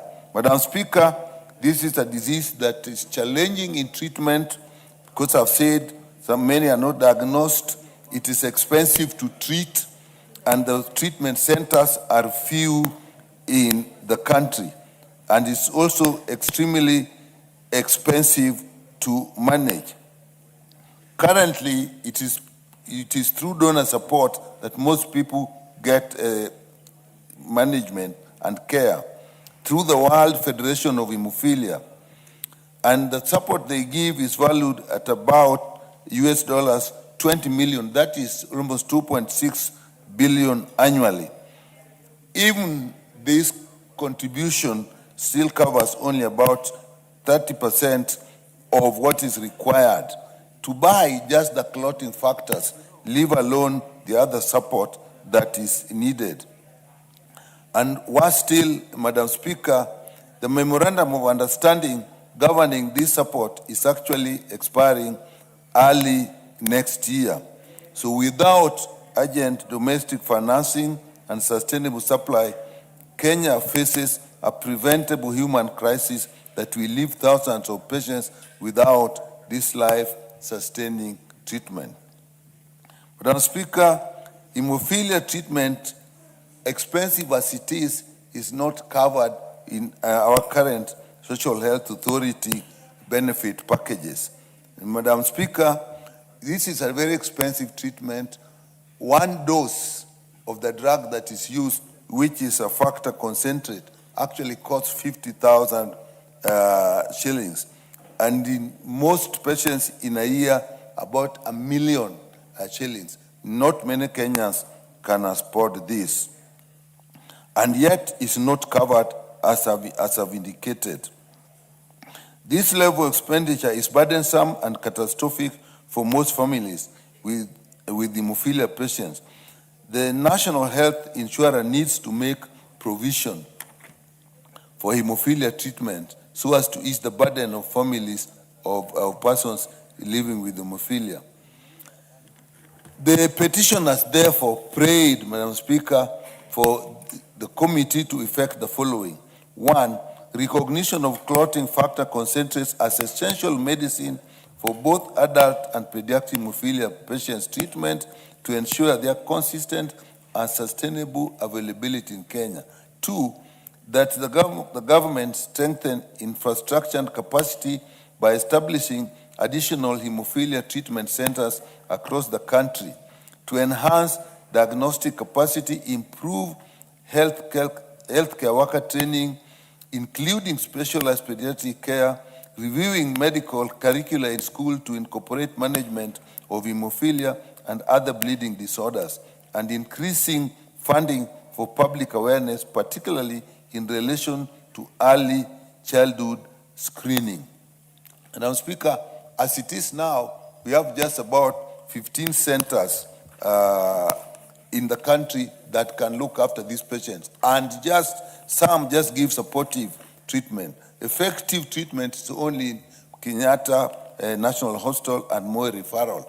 So you can see how many people are suffering to get services when they have this problem. 2, the petitioners are also asking us that there's need for formal recognition of hemophilia as a disabling condition to enable registration with the National Council of Persons with Disabilities, as well as inclusion of hemophilia treatment under the Social Health Insurance Fund. 4, any other measures that the National Assembly deems appropriate to address the plight of persons living with hemophilia.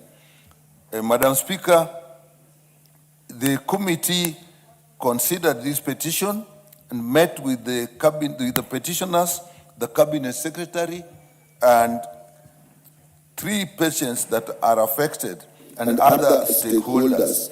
And after several very serious considerations, Madam Speaker, the committee made the following recommendations, and these are really the most important. That the Cabinet Secretary, Minister of Health, includes clotting factor concentrates, that is what we use for treating them, covering both adult and pediatric formulations as essential medicines in the Kenya Essential Medicines List, which will then make it part of our regular treatment armamentarium. That the Minister of Health, the Kenya Medical Supplies Authority and county governments ensures sustainable procurement and consistent distribution and availability of the factors within the national supply chain, including through pooled procurement arrangements with local and regional and international agencies, because often these are not available locally. So working with international agencies is important. That the Cabinet Secretary, Minister of Health, and Social Health Authority, and the Benefits Package and Tariff Advisory Panel to develop comprehensive hemophilia benefits package under the Primary Health Care Fund, the Social Health Insurance Fund, and the Emergency Chronic and Critical Illness Fund that will make provision for clotting factor infusions, specialist consultations, hospital admissions, physiotherapy, diagnosis, and screening, as well as psychological support. Screening is particularly important because diagnosed early, these patients can actually be supported and avoid disabilities and even death. that the Ministry of Health and the National Board for Social Protection recognizes hemophilia patients and their caregivers as vulnerable persons and affords them the necessary social assistance and social care pursuant to the Social Protection Act number 12 of 2025. Madam Speaker, it is important that these patients with this chronic illness, often debilitating, benefit from social protection just like other people. That the Ministry of Health, in collaboration with the National Council for Persons with Disabilities, classifies hemophilia as a disabling condition to afford hemophilia patients access to benefits and protection available to all persons living with disabilities, including tax waivers for adults, even support with assistive devices. That the Ministry of Health, in collaboration with the county government, established additional fully fledged hemophilia treatment centers with trained clinical staff, diagnosis capacity, and reliable access to clotting factor concentrate, which is key in their management. That the Ministry of Health, Ministry of Education, Healthcare, professional statutory bodies, and Kenya Medical College incorporates hemophilia management in the clinical training and education curriculum. Madam, we actually noted that many health professionals come out and actually are not clear and cannot make early diagnosis, endangering the lives of people, particularly at first contact, when it is most useful to make a diagnosis. And also continued care in this specialized area. That the Ministry of Health and county governments regularly train community health promoters and community health officers and assistants on early identification and referral of bleeding disorders. Community health officers and community health promoters is a new cadre, and most of them actually do not have adequate training in this area. So this is important. That the Digital Health Agency introduces a national hemophilia registry under the Comprehensive Integrated Health Information System established and maintained under Section 15 of the Digital Health Act. It is important, Madam Speaker, that we have a proper registry, that we have proper records, because this is a chronic illness, expensive to manage, so we must have adequate data for even budget provisions. That the Ministry of Health undertakes national awareness on bleeding disorders, including hemophilia. It is important, Madam Speaker, that people know about this, and so the ministry needs to actually roll out training so that people are aware of what happens. Very few people know about this, and sometimes people even go into minor surgeries and actually suffer severely. That if they were aware, they would know that they cannot undertake such minor surgeries.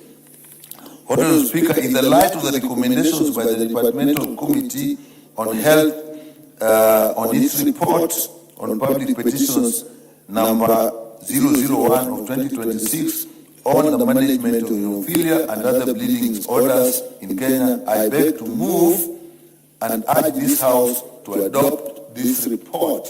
And I really ask members to support this. As a committee ourselves, Madam Speaker, we noted that the National Transfusion Center that deals with blood is not properly financed, and we were a little bit surprised at the low level of financing of 300 million shillings per year. We decided in this budget to double it, but even that is far from adequate. The committee is committed that we'll actually lobby for more financing for this disease condition. Therefore, Honourable Speaker, I beg to move and ask Honourable Lenguis to second.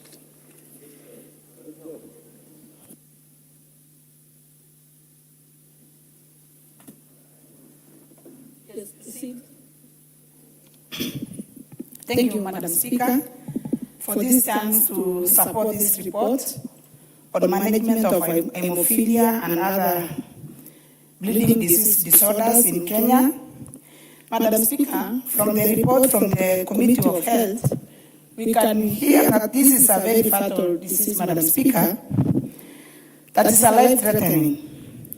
Madam Speaker, this is a disease that's characterized by severe bleeding that comes at any time. We have also heard from the report, Madam Speaker, that we have a big challenge in the country in the management of this disease. This is a disease that needs very urgent treatment when it comes. And from the report, Madam Speaker, we can identify that there are also challenges in the treatment centers in the country.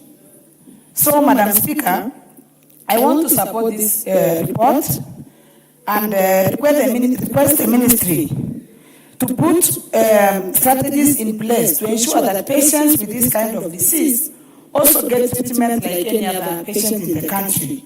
Also to ensure that access of treatments and also improving or increasing the treatment sites in the country is one of the most urgent things that the ministry will need to do.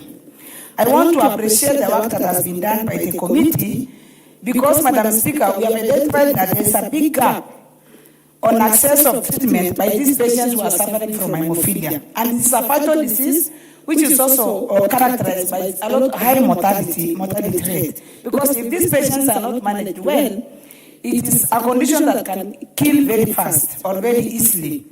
So I will ask the Ministry of Health to follow the recommendations, the outlined recommendations by this committee, to be able to establish centers that can take care of these patients. We have also gone into ensuring that, recommending to the SHA to ensure that this is one of the conditions that we support under the SHA coverage, so that they also benefit, because it is a very expensive disease, and if you don't support them, Madam Speaker, our patients will be suffering. So I want to support this report and urge the ministry to give a lot of attention to the recommendations that have been set aside by the committee to ensure that we serve these patients with a lot of care, with a lot of urgency, and ensure that even the centers are increased in the country so that patients can access, because at the current, there are only 2 treatment centers in the country. So patients, you can imagine all over the country, patients clogging up or crowding in the 2 facilities. So this is one of the things that we need to give attention and also support with the budgetary so that our patients can get support and also get any other support that they can get from other relevant government ministries. Thank you, Madam Speaker, and I support the report. Thank you.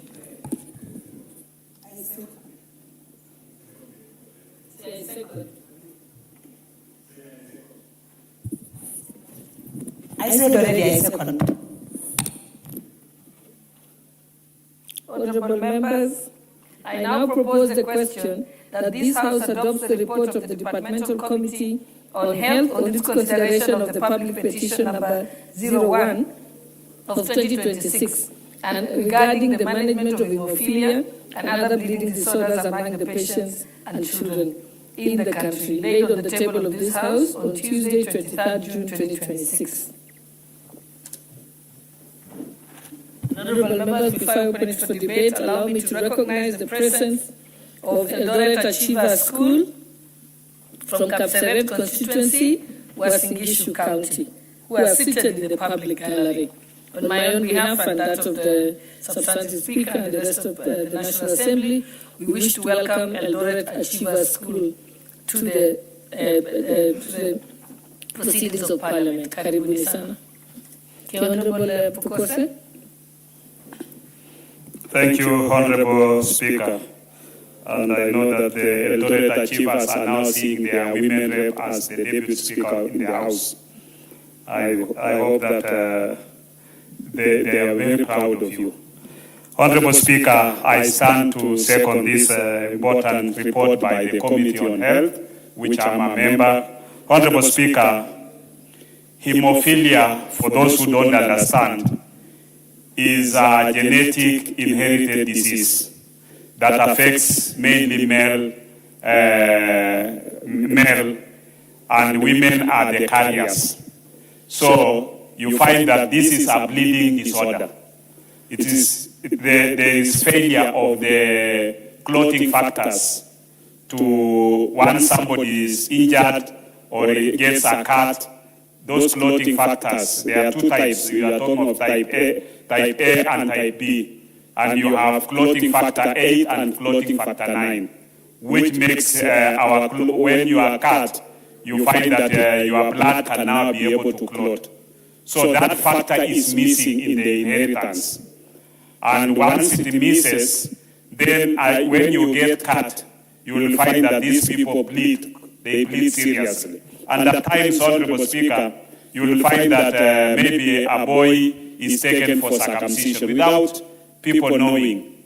And once he's circumcised, you will find that this child will bleed to death or even gets injured. You will find that the hemophilias are exposed. They might even just be traumatized. Through trauma, they get injured, maybe any part of the body, and the bleeding is that serious. So, Honorable Speaker, normally in the hospital we have trained hematologists who handle them. And you will find that these trained hematologists give them the factor concentrates. This is what is missing in their blood, so that the blood can be able to clot. And these factor concentrates, they are not available locally.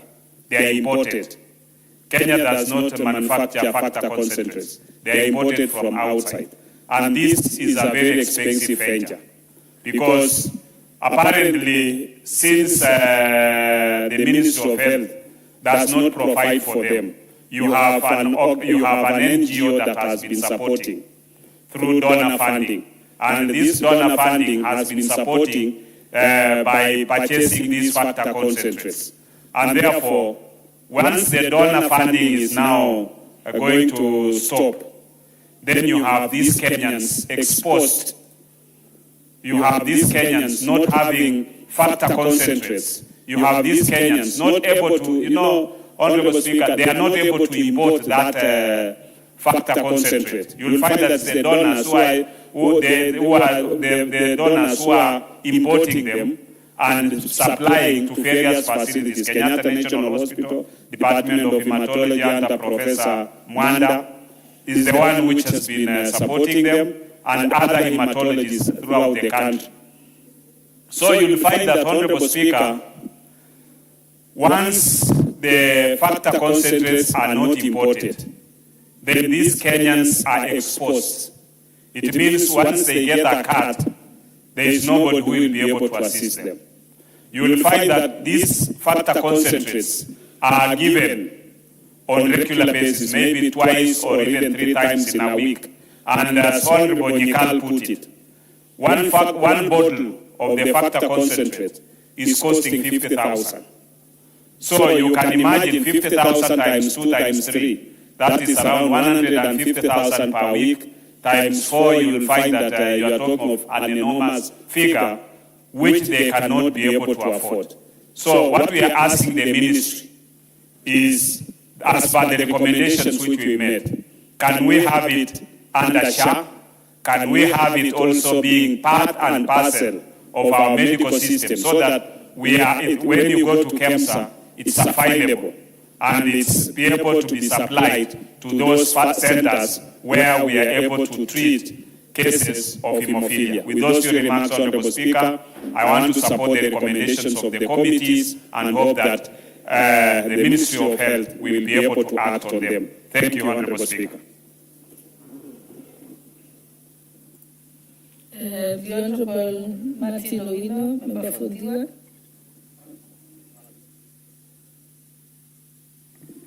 Thank you, Madam Speaker. As a member of the Health Committee, I also stand to support this report. And thank also James Kago and the hemophilia team for petitioning the Parliament to take consideration of this life-reducing disease. Madam Speaker, it's not a matter of cost. Anything that hurts Kenya should be addressed. And it's no good also to say that only donors can address. If donors can come and address issues of our own people, how about ourselves? When one bleeds, family bleeds, and all of us bleeds. So as the chair said, we need first of all to recognize these clotting factors concentrate into our medicine essential kits so that they can be brought together with primary healthcare medicine. Madam Speaker, access is the issue here for those who are suffering from this ailment.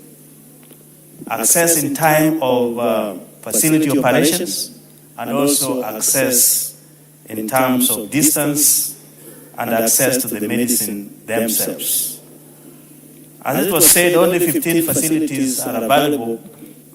I think, Chair, we need to increase this to at least 47 facilities so that we have at least one facility in a county providing this treatment to the people. As far as inclusion in SHA benefit, I think this time, and I thank the President for this, we put a lot of money in primary health care. We should address this. Because there is no prevention, this is hereditary. There is a lot of treatment required, as members said here, sometimes 2-3 times a week.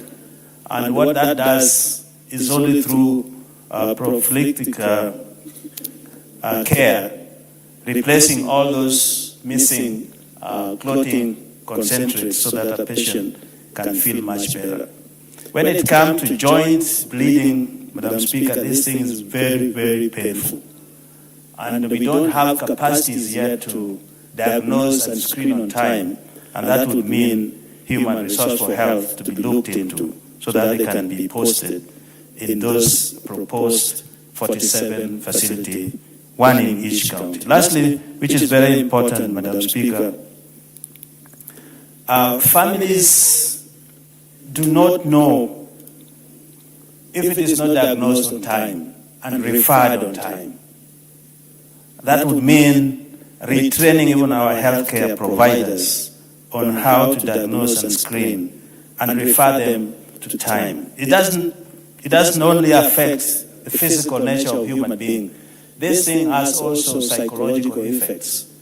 That would also require, at least if we have one facility caring for these hemophilia patients, then we should also recommend that we have psychological providers posted to these facilities so that the families can get appropriate counseling when they have these conditions to deal with. As a committee or as a house, I think it will be much of a due to want the ministry to do this. And in our committee, we are privileged to have the vice chair for budget, even if it means having a line item for this particular disease. There are only about 4,500 to 5,500 individuals. We could include funding for them so that when the donor supported lapses, we can have our own funding and caring for our own people. Thank you, Madam Speaker. I think this is worth supporting, and I encourage all members, let's pass this quickly so that we can get it into action. Thank you, Madam Speaker. Honorable Oundo, I think I've seen. Honorable Oundo is not there. You're number one on the list and you're not here yet. Yes, Honorable Member for Nyeri, I'll come to you next.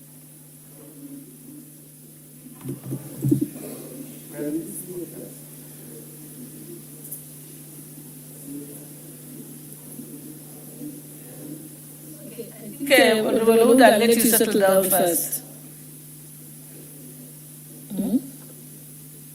Okay, the Honorable Member for Nyeri, thank you.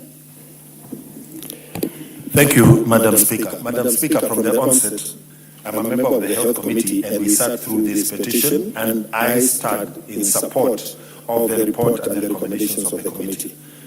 Madam Speaker, This petition by the Hemophilia Society of Kenya goes to the core of our constitution, in particular Article 27, equal protection and equal benefit of the law for hemophilia patients in this country.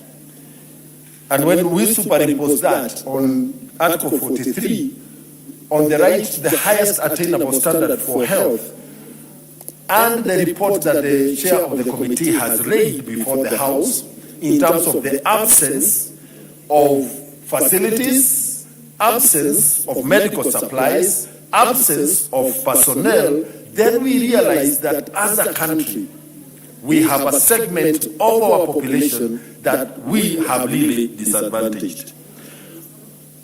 Honorable Speaker, preventable breeding is a health crisis for a family, for a hemophilia patient. It is an education crisis for a family with hemophilic students. It is an employment crisis for a family with adults who cannot go to work on account of bleeding that is preventable. It is a disability crisis because a person suffering from hemophilia, once there is onset, they are unable to do a lot of things for themselves. And this simply translates into catastrophic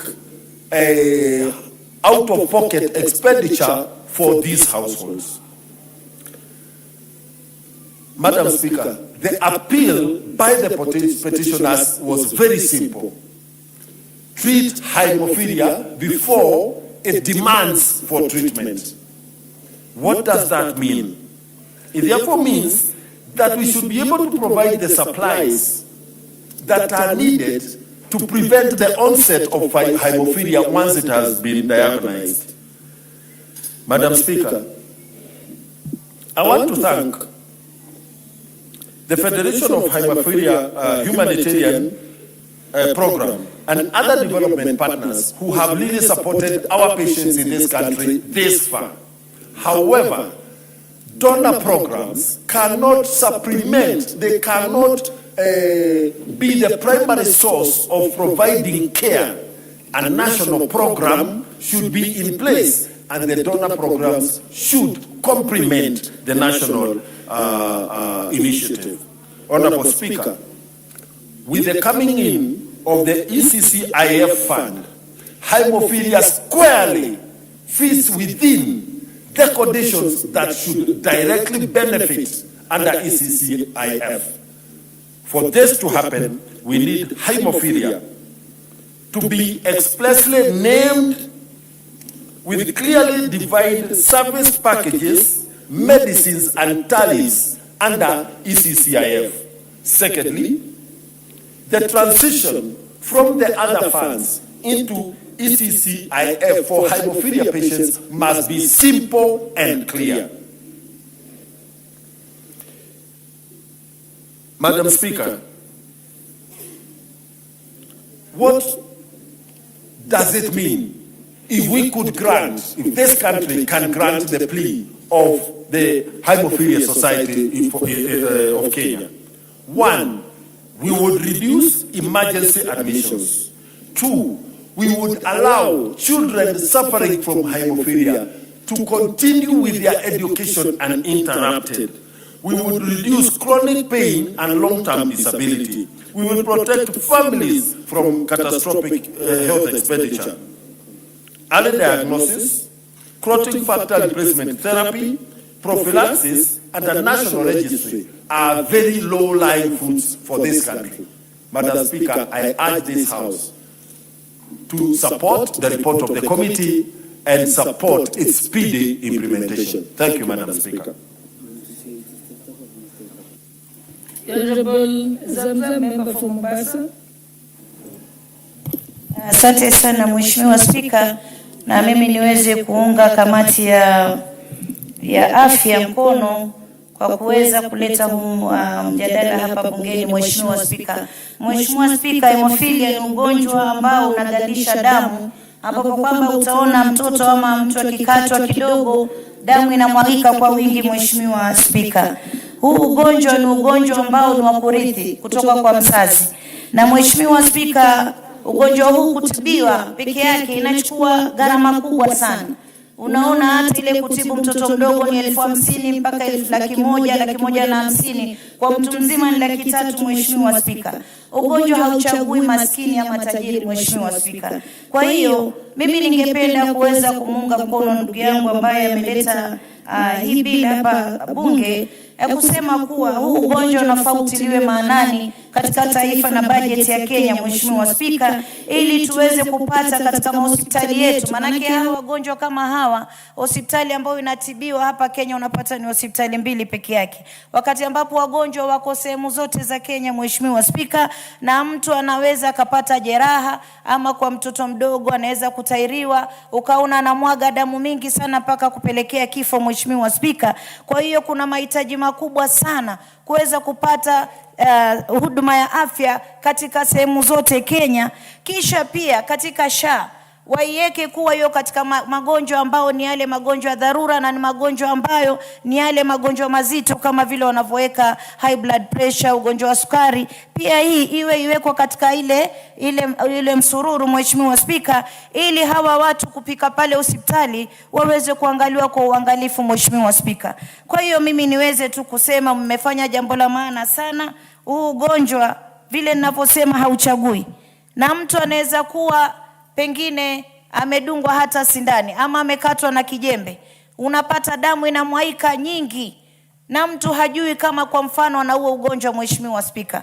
Kwa hiyo huu ugonjwa ni ugonjwa ambao watu wengi hawana ufahamu nao. Mtu anaweza kuona tu mtoto ana overbleed akafikiria pengine ni kitu cha kawaida, kumbe ni ule ugonjwa wa hemophilia, Mheshimiwa Spika. Kwa hiyo mimi napenda kuunga mkono na niseme mahospitali yetu ndani ya Kenya tupate madaktari kila sehemu, na waweze kupata mgao wa kuweza kukabili ugonjwa huu, Mheshimiwa Spika, kwa sababu ni ugonjwa ambao unachukua pesa nyingi sana kuweza kuutibu, Mheshimiwa Spika.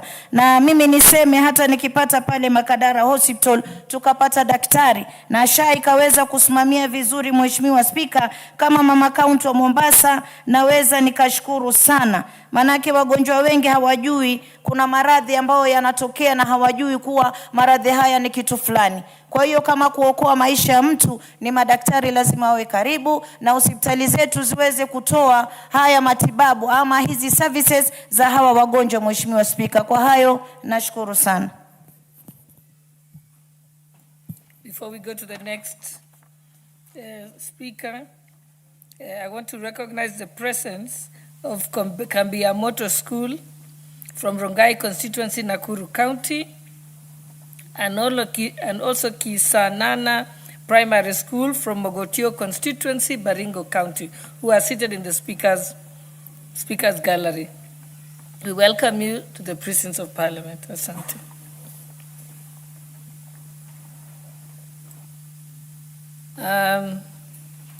Member for Wajir North. Madam Speaker, I'm not a medical practitioner, neither a member of the Health Committee. But from my little scan and eavesdrops regarding hemophilia blood disorder, I want to say that by contributing that this has been a problem in Kenya, and Kenya cannot afford the right treatment except preventive care. The treatment of hemophilia bleeding disorder requires serious technologies, advanced technologies of replacement of bone marrow and some other things, which Kenya is really ill-equipped. I've also come to learn that the early treatment of hemophilia bleeding disease counts for the longevity of any patient suffering from the same problem. The causes of these diseases are very severe. It causes disability, physical and psychological issues in the society. In as much as it is genetical, I've also realized that the one mistake we do, we only address hemophilia when it is at an advanced stage, not at the early onset when it is manageable. By then, this disability is knocking, and all other attendant issues that could come with the advanced stage of hemophilia bleeding is also with you. That is the unfortunate part of hemophilia bleeding disorder, Mr. Speaker. So the earlier we treat patients, the better for their survival, Mr. Speaker. Madam Speaker, sorry. So it's all about managing severe bleeding and avoiding the permanent damage associated with it. Madam Speaker, in preventing hemophilia, you need to control clotting of blood. You must encourage clotting of blood. Lack of clotting is the cause of bleeding. And avoiding the issuance of blood-thinning drugs to patients of hemophilia is also a concern. And making sure that there is enough civic education so that they are not engaged in extraneous, serious physical exercises. Low-level intensive exercises is required. Circumcision, as is common in the rural folks, is also a concern, because you may happen to circumcise a patient of hemophilia, then that is the beginning of a problem, like ignorance on the part of those doing circumcision. Even there are those who are doing cupping traditionally. Cupping. And many, and even properly some dental measures have to be sensitive to hemophilia bleeding disorder patients. So we need actually a specialized way of handling this unique disease. Blood transfusion is one of them. We must have serious donors and blood banks across this country. I've realized